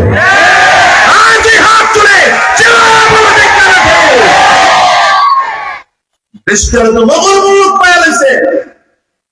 দেশটারে, এদেশের মানুষরা ক্ষমতাশীল রাজনীতি এটা মগল মুলুক পায়া লাইছে। 17 বছর ধরে যা পাইছে তা খাওয়া শুরু করছে, খাইতে খাইতে খাইতে 2800 কোটি টাকা খাইছে। 2800 কোটি টাকা। কি মনে করছেন? আল্লাহ জাতিকে হেফাজত করুন, জোরে বলেন। হ্যাঁ, চিনলে আরো জোরে বলেন। রাষ্ট্র চালানো শিখতে চাও, আমার নবীর কাছ থেকে শিখো। অর্থনীতি শিখতে চাও, নবীর কাছ থেকে শিখো। শিক্ষানীতি শিখতে চাও, নবীর কাছ থেকে শিখো। আমার নবী এমন গোটা জাতিকে মাত্র 10-11 বছরে শিখিয়েছেন, মদিনার রাষ্ট্র ইসলাম কায়েম করে নবীজি শিখিয়েছেন। দেখেন কত চমৎকার ছিল। আমার নবী রাষ্ট্র পরিচালনা করেছেন কত 10 থেকে 11 বছর। নবীজি ইন্তেকালের পরে আবু বকর সিদ্দিক ধরে নেন 2 বছর, 10 আর 11 2 কত হলো 12। হযরত ওমর রাদিয়াল্লাহু আনহু রাষ্ট্র পরিচালনা করেছেন টোটাল 10 বছর, একটু বাড়ানো না বললাম। আর তাহলে কত হলো এখানে 10 আর 22 হলো টোটাল। হযরত ওমর রাদিয়াল্লাহু আনহু শাসনামলের মাঝামাঝি, তার মানে আরো 5 মাইনাস করেন, অর্থাৎ 17 থেকে 18 বছর মাত্র ইসলামিক পদ্ধতি অনুযায়ী নবীজির সুন্নাহ অনুযায়ী গভর্নমেন্ট অফ মদিনা চলেছে। আর মদিনার চিত্র ছিল এমন, মানুষ যাকাতের টাকা নিয়ে দাঁড়িয়ে থাকতো, দেওয়ার লোকের অভাব ছিল না, দিবে কাকে নেওয়ার লোক খুঁজে পাওয়া যেত না। আমাদের দেশের অবস্থা দেখেন তো, ঈদের স্বাধীন হলো 54 বছর হয়ে গেল, এখন পর্যন্ত আমার এই দেশটা মধ্য আয়ের দেশ হয় নাই, ভিক্ষুকের অভাব নেই। আমাদের দেশের মানুষ না খেয়ে রাত কাটায়, না খেয়ে দিন কাটায়, হাজার লক্ষ কোটি মানুষ আছে ওই চিল্লায় বলো। এজন্য বলছি, চিত্র পরিবর্তন করতে চাও, ইসলাম কায়েম করো, গোটা দেশের চিত্র পরিবর্তন হয়ে যাবে। ঠিক কিনা? আওয়াজ করে হলো চিরদিন শান্তি সুখের নিশানা, ইসলাম তারা অন্য সবই জাহান্নামের ঠিকানা। এই জন্য বলছি বাবা আলেমদের কাজ শুধু কোরআন পড়া নয়, কোরআন পড়া আপনাদের কাজ, কোরআন পড়া আপনাদের কাজ। বাবা কার কাজ? কার কাজ বলেন না? সবার কাজ কোরআন পড়া। যারা হাফিজে কোরআন আছে, শুধু মাদ্রাসায় ভর্তি হলে হাফিজে কোরআন হবে এমন নয়। আমি তো বলতে চাই, আমার দেশের ডাক্তাররাও হাফিজে কোরআন হবে, ইঞ্জিনিয়াররাও হাফিজে কোরআন হবে, অ্যাডভোকেটরাও হাফিজে কোরআন হবে, ব্যারিস্টাররাও হাফিজে কোরআন হবে, পাইলটরাও হাফিজে কোরআন হবে। যারা কোরআনের হাফেজ, তারা মিনিমাম প্রতিদিন 5 পারা তেলাওয়াত করবে। যদি হাফিজে কোরআন না হন, কিন্তু কোরআন চালু মাশাআল্লাহ করতে পারেন, মিনিমাম 3 পারা কোরআন পড়বে। তাও যদি না পারেন, প্রতিদিন 1 পারা করে তেলাওয়াত করবেন। তাও যদি না পারেন, মিনিমাম আধা পারা তেলাওয়াত করবেন। তাও যদি না পারেন, মিনিমাম করে প্রতিদিন 1টা পৃষ্ঠা করে তেলাওয়াত করবেন।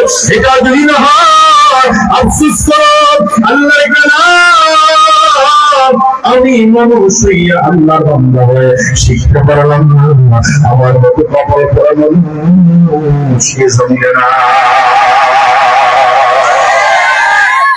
দেখেন আমাদের কপাল কত খারাপ, আমরা আলেমদের সুহবতেও যাই না, দিন শিখতেও পারি না, অথচ সাহাবায়ে কেরামদের অবস্থা কত চমৎকার ছিল। 24টা ঘন্টা নবীর দরবার, 24টা ঘন্টা নবীর দরবার। যেমন আসহাবে সুফফা ছিলেন 70 জন সাহাবী, কতজন? 70 জন সাহাবী ছিলেন আসহাবে সুফফা।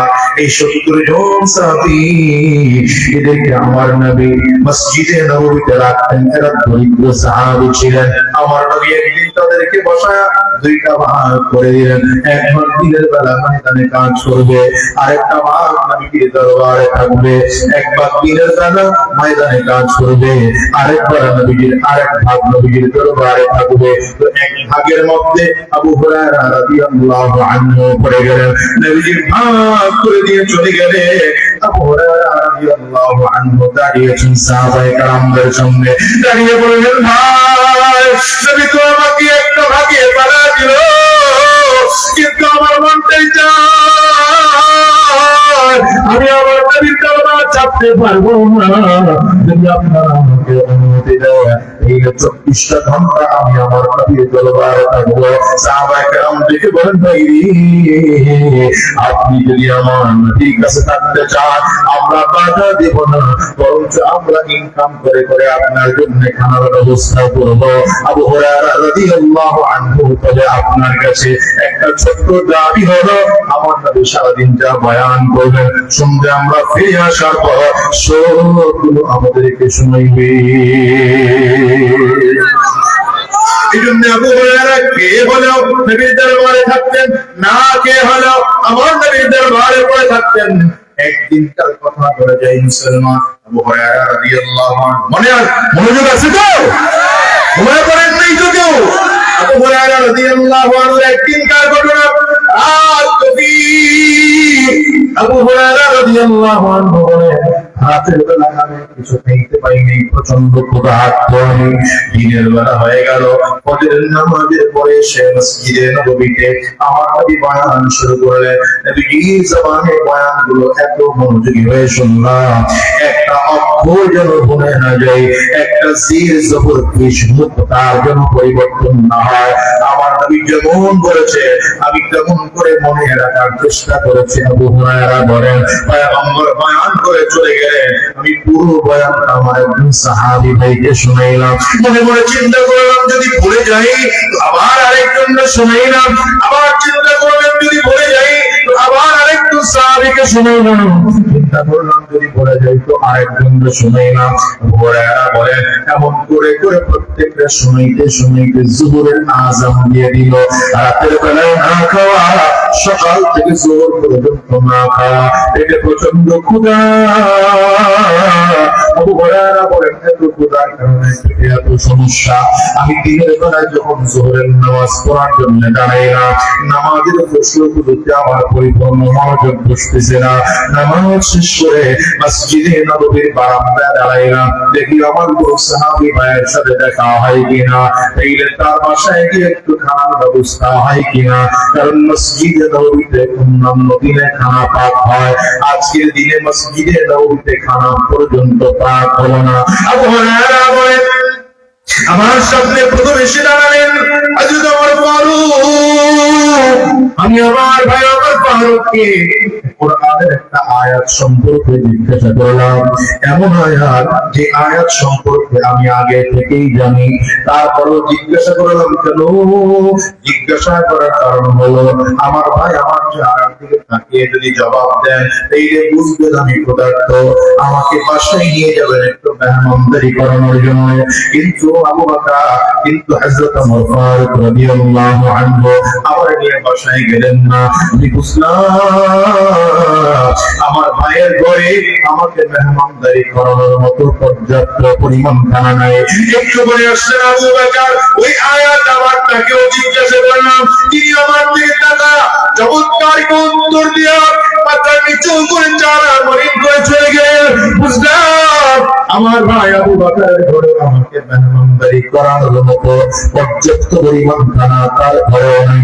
একটু করে রাহমাতুল্লিল আলামিন সামনে আসছে, আমি নবীকে সালাম দেব, এর আগে পয়গম্বর আমাকে সালাম দিলেন। শুধু সালাম দিলেন না, ফাআখাযা বিয়াদি, হুজুর এসে আমার হাত ধরে রেখে বললেন, আবু হুরায়রা চলো না, আজকে তুমি আমার বাড়ির মেহমান।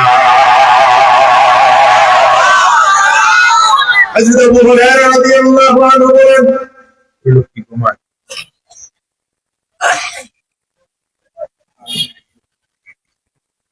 বন্ধ করে দিতে।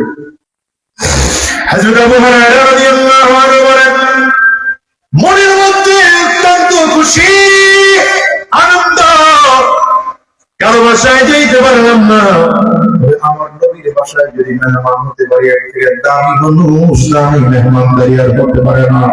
পয়গম্বর বাসায় চলে গেলেন, বাসায় গিয়ে ডাক দিলেন, ঘরে খাবার কিছু আছে নাকি? ঘরের থেকে একটা পেয়ালায়, ছোট্ট একটা পেয়ালায় অর্ধেক পেয়ালা পরিমাণ দুধ দেওয়া হলো। আবু হুরায়রা রাদিয়াল্লাহু আনহু বলেন, মনে মনে চিন্তা করলাম, এই ছোট্ট দুধের অল্প পরিমাণ পেয়ালা দুধ, এই দুধ আমি পান করবো না আমার নবী পান করবে, কাকে পান করলে ক্ষুধা নিবারণ হবে? আবু হুরায়রা বলেন, মনে মনে চিন্তা করলাম, আমি একা পান করলেই তো আমার ক্ষুধা নিবারণ হবে না। হঠাৎ করে পয়গম্বর ডেকে বললেন, আবু হুরায়রা যাও, দেখলাম আজকে মসজিদে নববীতে খানা পাক হয় নাই, আমার সাহাবীরা আছে, তাদেরকে ডেকে নিয়ে আসো। আবু হুরায়রা রাদিয়াল্লাহু আনহু বলেন, মসজিদে নববীতে 70 জন সাহাবী। মনে মনে চিন্তা করি কেমনে সম্ভব, কিন্তু পয়গম্বর বলেছেন না, ডেকে পাওয়া যায় না। আমি আমার নবীর কথা অনুযায়ী ডেকে নিয়ে আসলাম। পয়গম্বর আরবি পেয়ালাটা আমার হাতে দিয়ে আমি পেয়ালাটা একজন সাহাবীর হাতে দিলাম, তিনি এক চুমুক লাগাইয়া দুধ পান করলেন, আবার চুমুক দিলেন, আবার চুমুক দিলেন, 3 চুমুক দিয়ে পেট ভরে দুধ পান করলেন। তিনি আরেকজন সাহাবীর হাতে দিলেন, তিনিও পেট ভরে দুধ পান করলেন। তিনি আরেকজন সাহাবীর হাতে দিলেন, তিনিও পেট ভরে দুধ পান করলেন। তিনি আরেকজন সাহাবীর হাতে দিলেন, তিনিও পেট ভরে দুধ পান করলেন। তিনি আরেকজন সাহাবীর হাতে দিলেন, তিনিও পেট ভরে দুধ পান করলেন। এমন করে দুধ পান করে করে করে করে শেষ করে দিন সাহাবী পেট ভরে দুধ পান করে পেয়ালা আমার হাতে দিলেন। নবী আমার ডাক দেয়া বলেরা, আর দেরি করো না, এবার তুমি পান করো। আবু হুরায়রা বলেন, আমার নবীর অনুমতি পাইয়া পেটের মধ্যে এত ক্ষুধা, পেয়ালার মধ্যে এক চুমুক লাগায় এক টানে কমপ্লিট। সুবহানাল্লাহ, আগামী বছর বললে বলা যায় না। আলামিনের সামনে পেয়ালাটা দিয়ে দিলাম, নবীজি আবার বললেন, আবার পান করো। আমি ইশারা করে বুঝাইলাম পয়গম্বর পেট প্রচন্ড ভরে গিয়েছে, আমি আর পান করতে পারবো না। পয়গম্বর মুখ দিয়ে বললেন পান করো, আবার পান করা শুরু করলাম। আবু হুরায়রা বলেন পেয়ালাটা আবার আমার নবীর কাছে দেব, নবীজি ইশারা করে বলেন আবার পান করো। আমি বুঝাইলাম পয়গম্বর 2 বার পান করেছি, পেট ভরে গেছে, আর পারবো না। নবীজি ধমক দিয়ে বললেন আবার পান করো। এবার 3বার পান করলাম, এত বেশি পরিমাণ দুধ পান করেছি, জীবনে এত বেশি দুধ আমি কোনোদিন পান করি না। আবু হুরায়রা রাদিয়াল্লাহু আনহু বলেন, এবার আমার নবীর হাতে দিলাম, পয়গম্বর পেয়ালা হাতের মধ্যে নিলেন। এবার আমার নবী নিজে পান করা শুরু করলেন। বলেন তো আমার নবী গোটা জাহানের মানুষের নেতা, বলেন আগে গরুরে খাওয়াইলো না নেতা আগে খাইলো? আমার নেতারা আগে খায় না পরে খায়, পরেই খায়। নবী যখন পরে খাইছেন, আমার নেতারাও পরেই খায়। কিন্তু সমস্যা হলো জানেন, নির্বাচনের আগে আপনাদেরকে খাওয়ায় বিস্কুট লাগবে খাও, টোস্ট বিস্কুট লাগবে খাও, রং চা খাইবা খাও, দুধ চা খাইবা খাও, পান খাইবা খাও, সিগারেট বিড়ি খাইবা খাও, কোনো সমস্যা নাই। নির্বাচনের পরে আমি এটা একলা খাবো, কাউরে খাইতে দেব না।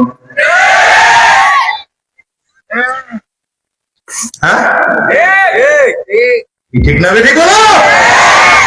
এই জন্য সুযোগ যেহেতু একবার চলে আসছে, খাওয়েন না করে সমর্থন দিও না। আসতে বলে কেন চলে বলো?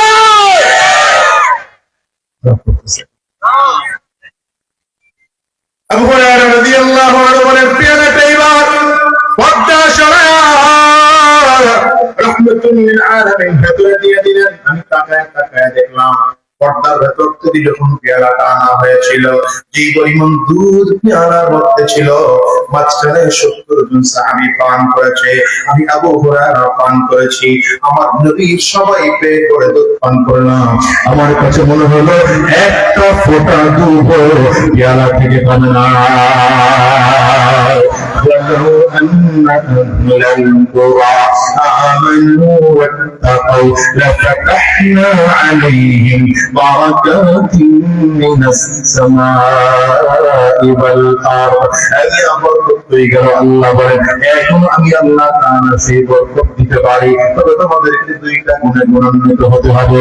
1 নম্বর তাকওয়া অর্জন করতে হবে, 1 নম্বর ঈমান আনতে হবে, 2 নম্বর তাকওয়া অর্জন করতে হবে। 2 গুণে যদি গুণান্বিত হতে পারো, আল্লাহ বলেন আসমান ও জমিনের সব বরকতের দরজা আমি আল্লাহ খুলে দিতে তৈয়ার। 7 বছরের সাহাবী আব্দুল্লাহ ইবনে আব্বাসের কথা বলতে চাইছিলাম, মনে আছে না? ভুলে গেছি। এখানে আছে 7 বছরের কোন বাচ্চা আছে? কই কই দেখি একজন দাঁড়াও না। 7 বছরের 7 বছর আয় সামনে দেখা দিয়ে যাই বলতে। আয়ো আয়ো আয়ো, এই মাদ্রাসার ছাত্র নেই? আরেক মাদ্রাসা আসো, উপরে উঠান ধরে। হ্যাঁ, এই বাচ্চাটা দেখলে অনেক বড় মনে হয় না? কথা বলে না, ওইদিকে তাকাও। অনেক বড় মনে হয়? রাষ্ট্র চালাইতে পারবে না মোটামুটি? হ্যাঁ, প্রধানমন্ত্রীর দায়িত্ব দিতে পারবে না? লোকগুলো বুঝেই না কি বুঝাইতে চাইছে তাই। পারবে পারবে পারবে না মিয়া, কি বলে কি কই না বুঝে না, দুনিয়ার কিছু ওয়াজন পেয়েছে আমরা। এই যে ছোট বাচ্চা তার করাইলাম, এই বাচ্চাটার দায়িত্ব দিলে পারবে করতে? সেই বুঝটা হয়েছে, বয়স কম, বুঝ কম, এই কথা বলবেন বসো। কিন্তু আমি যদি বলি এমন ছোট এক বাচ্চা আব্দুল্লাহ ইবনে আব্বাস রাদিয়াল্লাহু আনহু এই বয়সে নবীর কাছ থেকে দ্বীন শিখে, ইলম শিখে রাইসুল মুফাসসিরিন হয়েছেন, বুঝেন না? সুবহানাল্লাহ বলেন। রাইসুল মুফাসসিরিন কাকে বলে? সাহাবায়ে কেরামদের মধ্যে সবথেকে বড় মুফাসসির ছিলেন হযরত আব্দুল্লাহ ইবনে আব্বাস রাদিয়াল্লাহু আনহু। আমরা যে তাফসীর করি না, আমাদের অনেকে মুফাসসির লেখে, আমি বলি না না, আমরা নাতিলুত তাফাসির, বড়রা তাফসীর লিখছে, আমরা নকল করে করে বলি। সকল তাফসীরের মূল যিনি, তিনি আব্দুল্লাহ ইবনে আব্বাস রাদিয়াল্লাহু আনহু। অথচ বয়স কত ছিলেন জানেন? হযরত আব্দুল্লাহ ইবনে আব্বাস নবীর ইন্তেকালের সময় মাত্র 13 বছর বয়স। আরে জাতিরে সুবহানাল্লাহ, আরো জোরে আওয়াজ করে চিল্লায় বলে আজকে শান্তি পাইলাম নামাজ করে। আপনারা বুঝার লোক কম, আমার ছাত্র ভালো না, এলো কই দৌড় দিল আল্লাহ নবী। এই নীল গেঞ্জি কই যায়? এদিকে কথা কন আগে। না না আপনারা করেন না, হ্যাঁ কি কম, কি কাজ?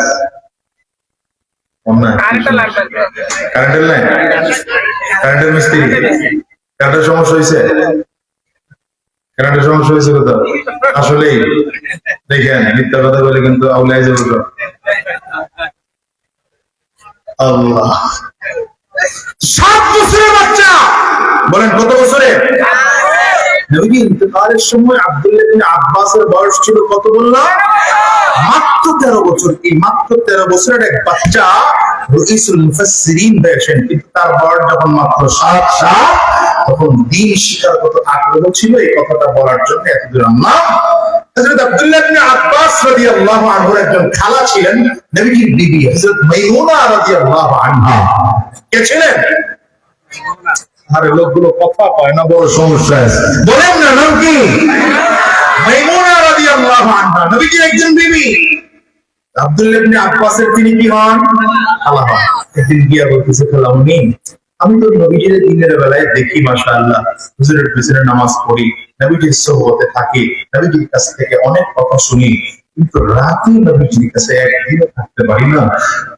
আমার খুব মন চায় নবীজি রাতে কি আমল করেন, একটা রাত থেকে যদি দেখতে পারতাম। হইল না, সুবহানাল্লাহ, হইল না।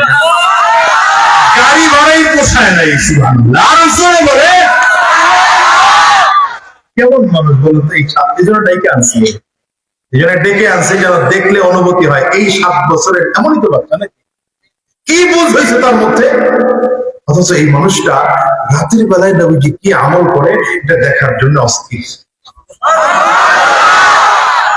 হযরত মাইমুনা কয়, ঠিক আছে আমি তো আসলে নবীজিকে সব দিন পাই না, 8 দিন পরে একদিন ভাগে পাই, কারণ 9 জন বিবির একজন তো, 8 দিন পরে একদিন পাই। যেদিন নবীজি আমার কাছে আসবে তোরে আগে জানায় দেবো, চলে আসিস। তো প্রতিদিন ফজর করে গিয়া গিয়া ঘরে ঢুকে ডাক দেয়, খালামণি আজকে নেই। সুবহানাল্লাহ, জোরে বলেন। আজকে নিয়ে সাউন্ড আরো বাড়ায় রেখেন ভাই, সাউন্ড কমায় না, কিপটামি করেন না, একটু বাড়ায় না। তো এটার দাম ছিল না, তো আজকে নেই, না না আজকে না, আবার পরে, আবার পরের দিন আজকে না। একদিন হযরত মাইমুনা সে নিজেই নামাজ পড়ে ডাকতেছে, এই আব্দুল্লাহ ইবনে আব্বাস, যদি নবীর সাথে রাত কাটাইতে হয় আজকে আইসা বলিস। জোরে বলেন না, জোরে বলেন না। নবী আলাইহিস সালাম বলেন, তো আব্দুল্লাহ ইবনে আব্বাস এত বিচ্ছি মানুষ, নবী যদি ঈশার নামাজ পড়ে বাসায় গিয়ে ঢুকে দেখে মেহমান ছোট একজন আগেই ঘরে এসে হাজির হয়ে গেছে। আব্দুল্লাহ ইবনে আব্বাস বলেন, কেন গেছেন? বলেন কেন গেছেন? বলেন না, কি কেন গেছেন? রাতে নবী কি আমল করে এটা দেখার জন্য। আপনার কাছে কি করে চট্টগ্রামের এত বড় আলেম মুফতি কিফায়াতুল্লাহ শফিক সাহেব দামাত বারাকাতুহু বাংলাদেশের কত জায়গায় জায়গায় সফরে যায়। একদিন গিয়ে হুজুরকে বলবো, হুজুর আপনার খেদমতে একটা দিন থাকতে চাই, অথবা আপনার সফরে একদিন থাকতে চাই। কেন যাব? মনে মনে নিয়ত থাকবে এটা, হুজুর ওই সারাটা দিন কি আমল করে আমলটা শিখব, এমন কোন দিন তো আপনাদের মনে হয় নেই। কিন্তু ছোট্ট বাচ্চা আব্দুল্লাহ ইবনে আব্বাসের মনে হলো আমার নবীর রাত কেমন করে কাটায়, রাতে কি কি আমল করে তো আমি সেটা দেখবো। এখন আব্দুল্লাহ ইবনে আব্বাস বলেন, নবীজির ঘরে চলে গেলাম, পয়গম্বরের ঘরে গিয়া এশার নামাজ শেষ করে নবীজি ঘুমাবেন। কিন্তু কেমনে ঘুমাবেন আমার নবী? মানে আমার নবীর ঘরের মানুষ আমরা তিনজন, একজন হলেন পয়গম্বর, আরেকজন হলেন নবীজির বিবি হযরত মাইমুনা রাদিয়াল্লাহু আনহা, আর এখন নতুন মেহমান এসেছে 7 বছরের বাচ্চা হযরত আব্দুল্লাহ ইবনে আব্বাস রাদিয়াল্লাহু আনহু। বুঝ কত চমৎকার দেখেন না।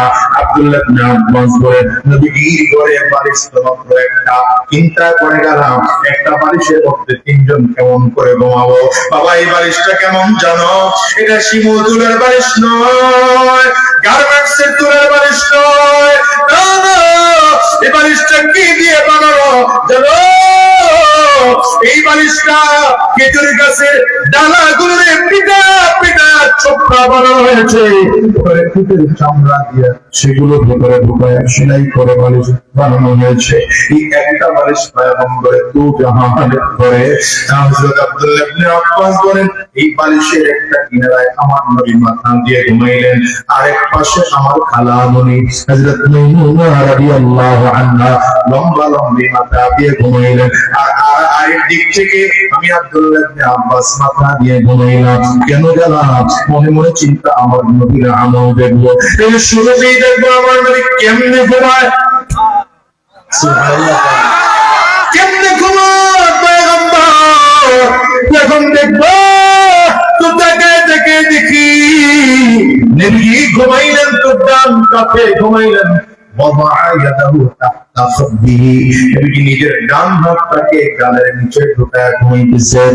মনে মনে ভাবলাম, ঘুমাইলে তো এই পদ্ধতিতে ঘুমাইতে হবে। আব্দুল্লাহ ইবনে আব্বাস বলেন, শিখলাম নবীর ঘুমটা যেমন তেমন করে ঘুমানো সুন্নাহ। এখন আব্দুল্লাহ ইবনে আব্বাস বলেন, ওযু করে ঘুমানো সুন্নাহ, পবিত্র বিছানায় ঘুমানো সুন্নাহ, ডান কাতে ঘুমানো সুন্নাহ, দোয়া করে ঘুমানো সুন্নাহ, দোয়া পড়ার পরে যতক্ষণ সজাগ থাকো তাসবিহ করতে করতে ঘুমানো, এটা নবীর সুন্নাহ। শিখতে গেছেন, নিজেও শিখছেন, জাতিকেও শিখাইছেন। হযরত আব্দুল্লাহ ইবনে আব্বাস বলেন, নবীজি লম্বা সময় একটা ঘুম দিলেন, লম্বা সময় ঘুম দেওয়ার পর পয়গম্বর ঘুম থেকে উঠলেন। ঘুম থেকে ওইটা আরো খেয়াল করেন, খুব মনোযোগী হবে। আব্দুল্লাহ ইবনে আব্বাস বলেন, নবী ঘুম থেকে উঠে এবার নিজের হাত দিয়া চেহারাটা মুছে ঘুমের আঁচড় সরিয়েছে। নবী নিজের হাত দিয়ে চেহারা মুছে মুছে ঘুমের আঁচড় সরিয়েছে। শুধু ঘুমের আঁচড় সরাইয়াই শেষ নয়, বরঞ্চ পয়গম্বর ঘুম থেকে ওঠার দোয়া করেছে। এরপরে নবীজি কোরআনের আয়াতে কারিমা তিলাওয়াত করেছে। আব্দুল্লাহ ইবনে আব্বাস বলেন, শিখলাম ঘুম থেকে ওঠার পরে নিজের হাত দিয়ে চেহারা মুছে ঘুমের আঁচড় সরানো, এটা হলো সুন্নাহ। দোয়া পড়া সুন্নাহ। শিখলাম যদি পবিত্র থাকো তাইলে কোরআনের আয়াত পড়া, এটা হলো সুন্নাহ। আপনাদেরকে প্রশ্ন করি, ভালো করে বুঝে উত্তর দিবেন। আমার নবীজি বিছানায় পিঠ লাগা বালিশে মাথা লাগায় ঘুমাইলেন, হযরত মাইমুনা বালিশে মাথা রেখে ঘুমাইলেন, আব্দুল্লাহ ইবনে আব্বাস মাথা রেখেছিলেন। নবীজি ঘুম থেকে উঠে যে নিজের হাত দিয়ে চেহারা মুছলেন, দেখলেন কেমনে আব্দুল্লাহ।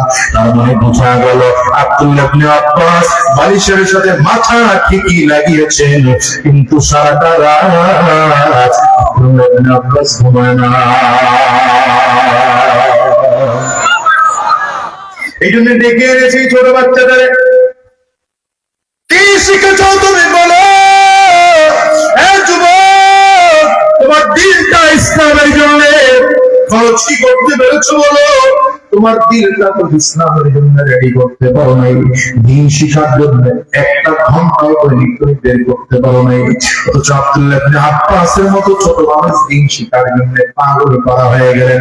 হযরত আব্দুল্লাহ ইবনে আব্বাস বলেন, এরপরে আমার নবী ঘর থেকে বের হলেন, ওযু করলেন। আমি দাঁড়ায় দাঁড়ায় পয়গম্বর আরবের চমৎকার ওযুটা দেখলাম।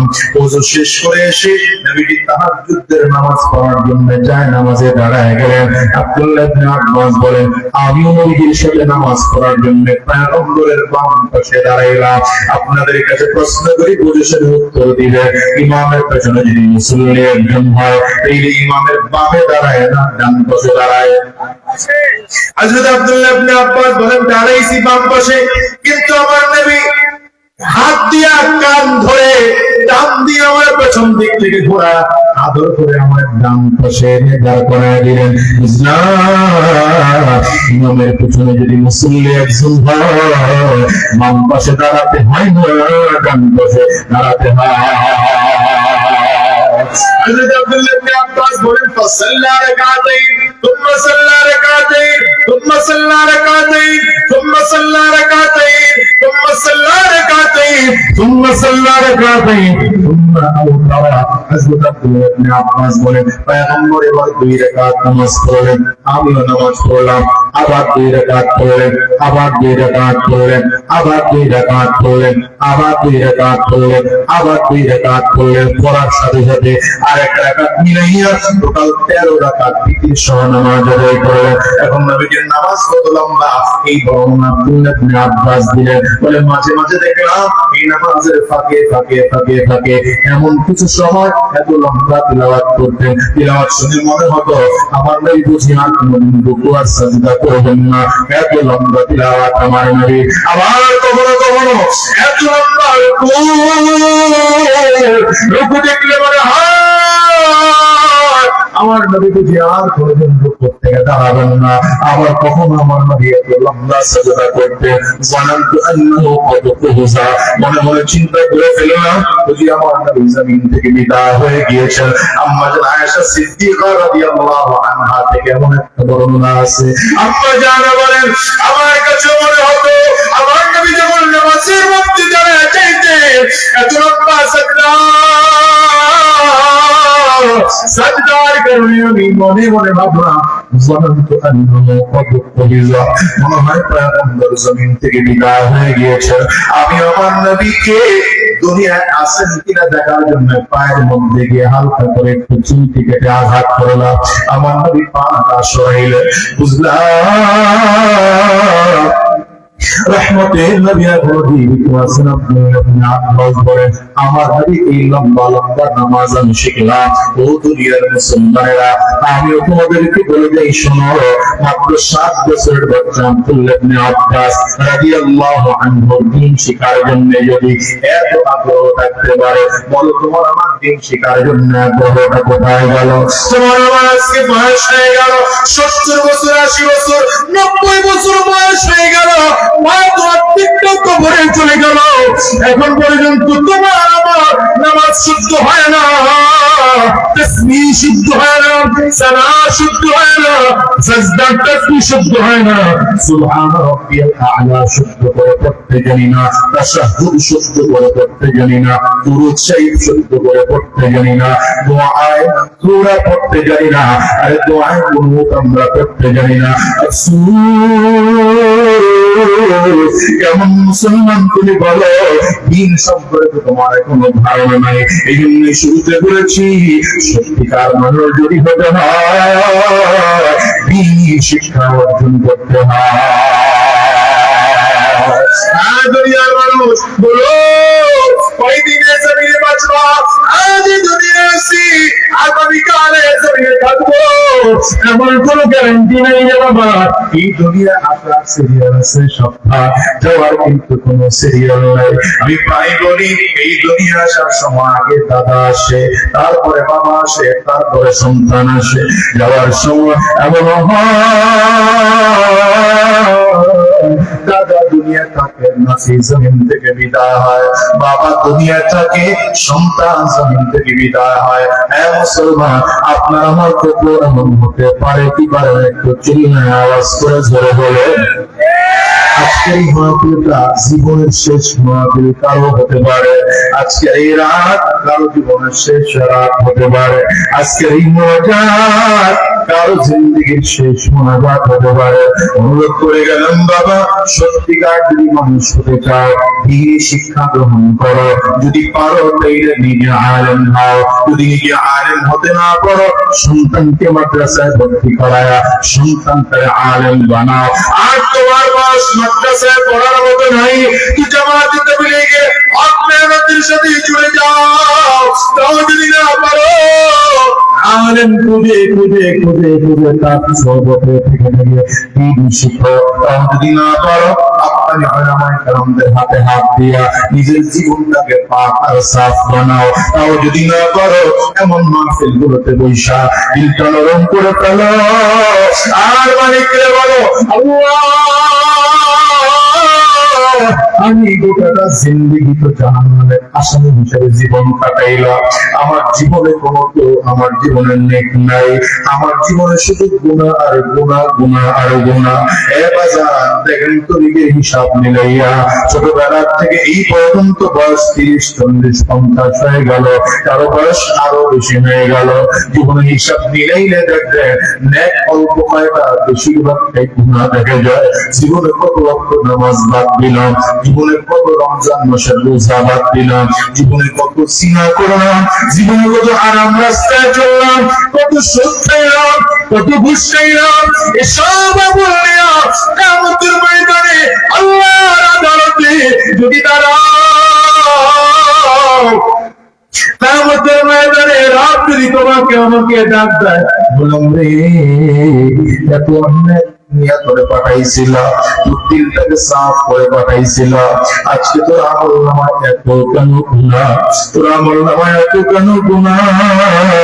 যেই দিন সব নবীরা কিয়ামতের ময়দানে থাকবে, সকল ফেরেশতারা কিয়ামতের ময়দানে থাকবে, সকল ইমামদারেরা কিয়ামতের ময়দানে থাকবে, বলো তো সেই আদালতে দাঁড়াইয়া কেমনে জবাব দিবা? জবাব দেওয়ার সুযোগ নাই। হিসাব দিলে যাও দুনিয়ার মুসলমানেরা বলে দিয়ে গেলাম, এই দুনিয়ায় কয়দিন থাকবা বলো? আজ আসি এই জমিনে আর কয়দিন থাকবো জানা নাই, বলছি দুনিয়ায় আসার সিরিয়াল আছে বাবা, যাওয়ার কিন্তু কোনো সিরিয়াল নাই। তাকায় তাকায় দেখো না আজরাইল পেছনে ঘুর ঘুর ঘুর ঘুর ঘুর ঘুর করে ঘুরে, যেদিন আমার তারিখের আদেশ হয়ে যাবে আজরাইল কিন্তু সেদিন এসে সামনে দাঁড়ায় যাবে। গুনাহগারের সামনে যখন আজরাইল দাঁড়াবে, গুনাহগার তাকায় তাকায় দেখবেন মাথাটা সাত আসমানের উপরে দেখা যায়, পা দুইটা জমিনে দেখা যায়, এক একটা হাত পৃথিবীর পূর্ব প্রান্তে, আরেকটা হাত পৃথিবীর পশ্চিম প্রান্তে, প্রত্যেকটা চোখ থেকে মনে হয় যেন আগুনের ফুলকি বের হয়। অহংকারের চক্র প্রত্যেকটা বছরের চোখ থেকে মনে হয় যেন আগুনের ফুলকি বের হয়। এই দুনিয়ার মুসলমান হিসাব দিলে দেখো, এই দুনিয়ায় কেউ থাকতে পারে না, দুনিয়ার আমি সামনে থাকতে পারবো না। তোমার আমার বাবা হারা কত সন্তান এখানে আছে, এই বাজার বলো তো কার কার ঘরে মা নাই? তো হাত দুইটা একটু উঁচা করে দেখাও না, কার কার ঘরে বাবা নাই? হাত দুইটা তোমরা একটু উঁচা করে দেখাও, হাতগুলো তুলে রাখো। মাহারা মানুষগুলোর চেহারাটা আমার যুবকরা তাকায় তাকায় দেখো। যুবক রে, এই মানুষগুলোর চেহারার দিকে তো তাকায় দেখো না। যেই মানুষগুলো হাত তুলেছে এদের কারো ঘরে মা না, কারো ঘরে বাবা নাই। তোমরা বাসায় গিয়া দরজার মধ্যে টোকা লাগাই মা তোমার দরজায় খুলবে। এই মানুষগুলো যখন বাসায় গিয়া দরজার মধ্যে টোকা লাগাবেন, মা তাদের দরজা খুলবে না। দরজার মধ্যে টোকা লাগিয়ে বাবা মিষ্টি হাসি দিয়া সামনে দাঁড়াবে না।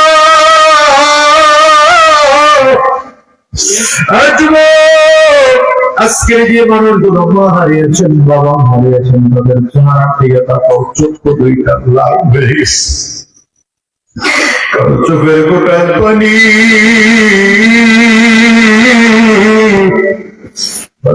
কি দিয়ে তোমাদের কি বোঝাবো জানি না। আমি আজাদের ঘর আমার মা নয়, মাহফিলের শেষ করে মোনাজাত করে দিয়ে বাসায় গেলে হয়তো তোমরা দরজায় টোকা লাগাইবা, মা দরজা খুলবে। আমি এমন কপাল পড়ার সন্তান, আমি বাসায় গিয়ে দরজার মধ্যে টোকা দিলে আমার মা দরজা খুলবে না। আমি যখন ছাত্র বয়স, 18 বছর, আমার মা জমিন থেকে বিদায় হয়ে গেল। নিজে তখন 5 টাকা ইনকাম করি না, আজকে মালিককে বলি পারি সম্মান যা চাইলাম তার থেকে তুমি অনেক বেশি দিয়েছ, সম্পদ যা চাইলাম তার থেকে অনেক বেশি দিয়েছ, ক্ষমতা যা চাইলাম তার থেকে তুমি অনেক বেশি দিয়েছ। কিন্তু আমি এমন কপাল করা সন্তান, নিজের টাকা দিয়ে আমার মাকে একটা আপেল কিনে খাওয়ানোর ক্ষমতা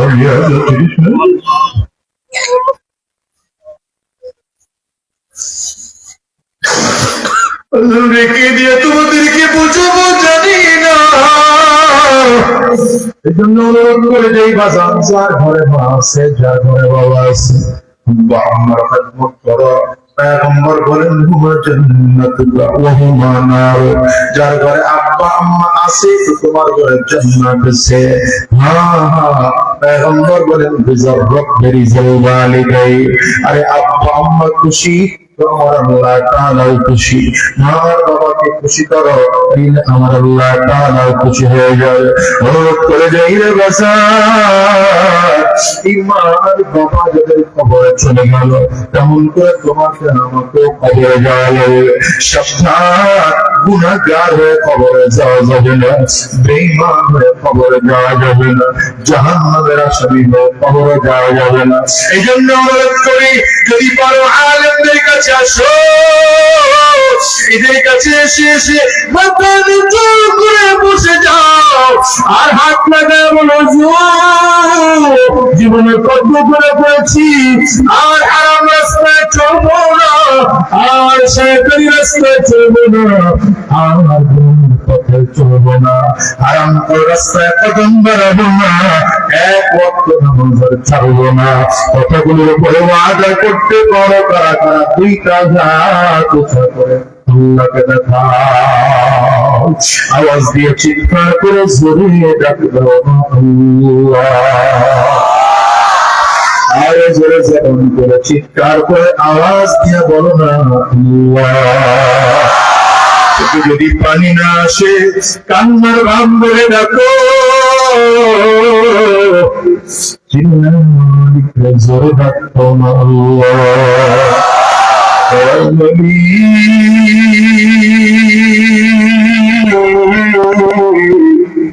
সবার জুড়ে মিলে আমরা ওই কিছু করলাম, ওয়াদা করলাম হারাম রাস্তায় চলবো না, শয়তানি রাস্তায় চলবো না, গুনাহের পথে চলবো না, হারাম রাস্তায় কদম বাড়াবো না, দ্বীনের পথে চলবো, ইসলামের পথে চলবো।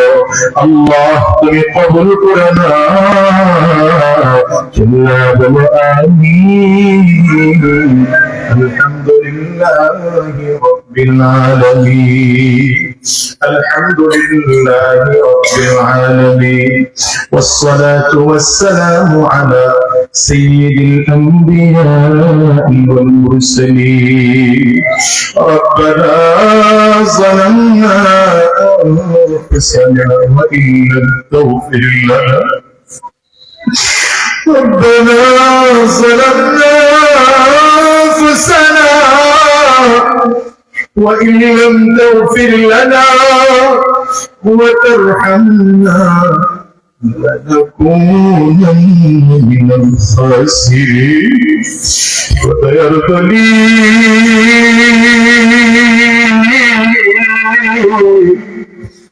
বড় আশা নিয়ে তোমার শাহী দরবারের ভিক্ষুকের মতো হাত ধরাইল।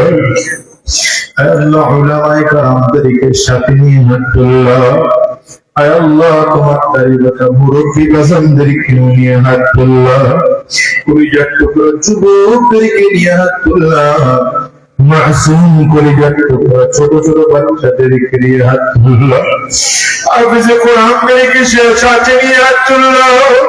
আয় আল্লাহ যার হাত করে তোমার দরবারে পছন্দ হয় ওই হাতের ওসিলা করে জিন্দেগির গুনাহ মাফ করে দাও। আয় আল্লাহ গুনাহগার বলে ফেরা দিও না, বেঈমান বলে তাড়া দিও না, নাফরমান বলে তাড়া দিও না। আল্লাহ গুনাহগার বলে তাড়া দিও না। আল্লাহ আমরা গুনাহগার, তুমি তো গফফার, আমরা গুনাহগার, তুমি তো সত্তার। আল্লাহ আমরা বেঈমান, আমরা মুনাফিক, তুমি তো রহমান। আল্লাহ মেহেরবানি করে জিন্দেগির গুনাহ মাফ করে দাও। আয় আল্লাহ জীবনে যত গুনাহ করেছি জেনে না জেনে, বুঝে না বুঝে, ইচ্ছা অনিচ্ছা, গোপনে প্রকাশ্যে, দিনে রাতে সব গুনাহ থেকে মাফ চাই। মেহেরবানি করে জিন্দেগির গুনাহ মাফ করে দাও।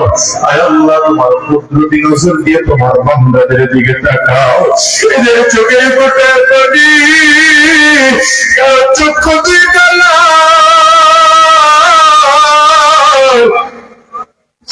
কারো চোখ দিয়ে কার বেবে পানিগুলো পড়ে। আল্লাহ সবাই মিলে তোমার কাছে হাত তুললাম, আমাদের জিন্দেগির গুনাহ খাতাগুলো মাফ করে দাও। সকলেরই দরকার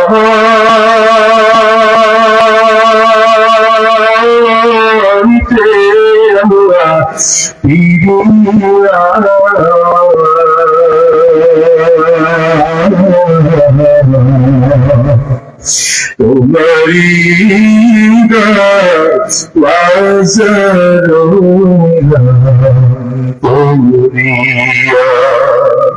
তুমি যদি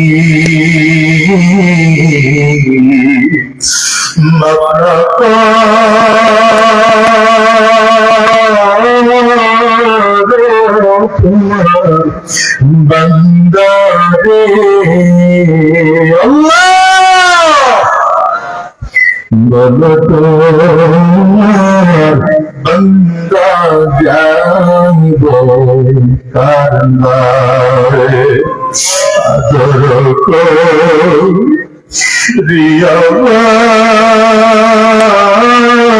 রিয়াবানুসল্লা বানাইয়া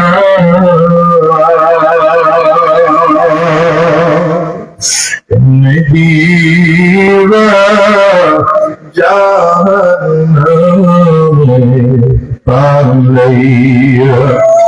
আল্লাহ মেহেরবানি করে আমাদের গুনাহগুলো মাফ করে দাও, আমাদেরকে জান্নাতি বলে কবুল করে দাও, জাহান্নামীদের খাতা থেকে নামটা কাটায় দাও, ঈমানদার বলে কবুল করে নাও। আল্লাহ আল্লাহ তোমার বান্দা বলে কবুল করে নাও, আল্লাহ দিনদার বলে কবুল করে নাও।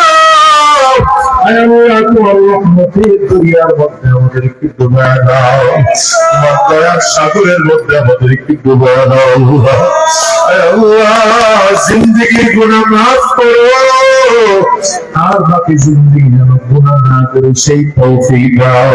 আয় আল্লাহ আজকের এই মজলিসে যারা হাজির হলো, আয় আল্লাহ কার মনের কি আশা জানি না, প্রত্যেকের দিলের মাকাসদ গুলো পূরণ করে দাও। আয় আল্লাহ যারা মুসিবতের মধ্যে আছেন মুসিবত দূর করে দাও, যারা অভাবগ্রস্ত অভাব দূর করে দাও, যারা পেরেশানিগ্রস্ত পেরেশানি দূর করে দাও, যারা বিপদগ্রস্ত বিপদ দূর করে দাও, যারা ঋণগ্রস্ত ঋণ আদায় করার তৌফিক দিয়ে দাও। মেহেরবানি এই মাদ্রাসাকে তুমি কবুল করে নাও। আয় আল্লাহ এই মাদ্রাসা সাথী জায়গা তোমাদের আযামদেরকেও কবুল করে নাও।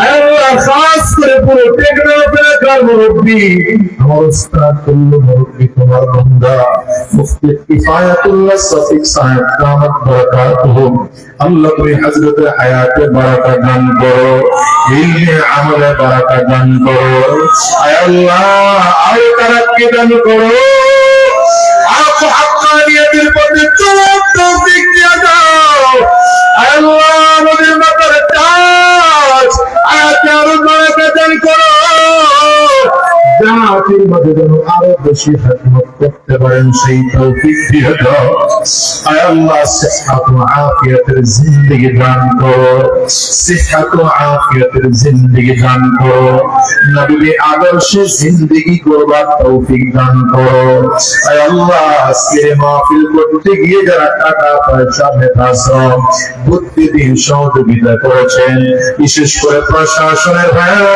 জনপ্রতিনিধিরা, মাইক লাইট স্টেজ ব্যান্ডের দায়িত্ব যারা পালন করেছে, প্রত্যেককে তুমি কবুল আর মঞ্জুর করে নাও। আজকের মজলিস থেকে কারো হাত খালি ফিরে দিও না, গভীর রাত ধরে তোমার বন্ধু বসা রেখে কেঁদে বিদায় দেব জানি না,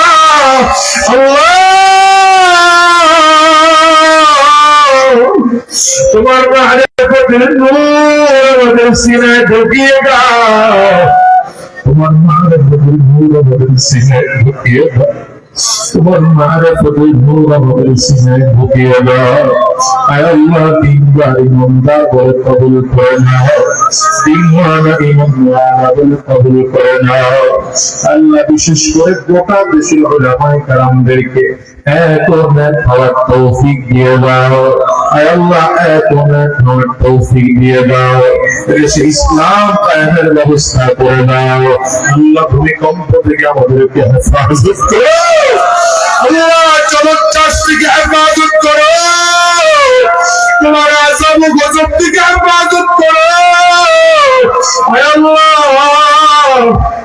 এমন কোন আযাব দিও না যে আযাব সহ্য করার ক্ষমতা আমাদের নেই,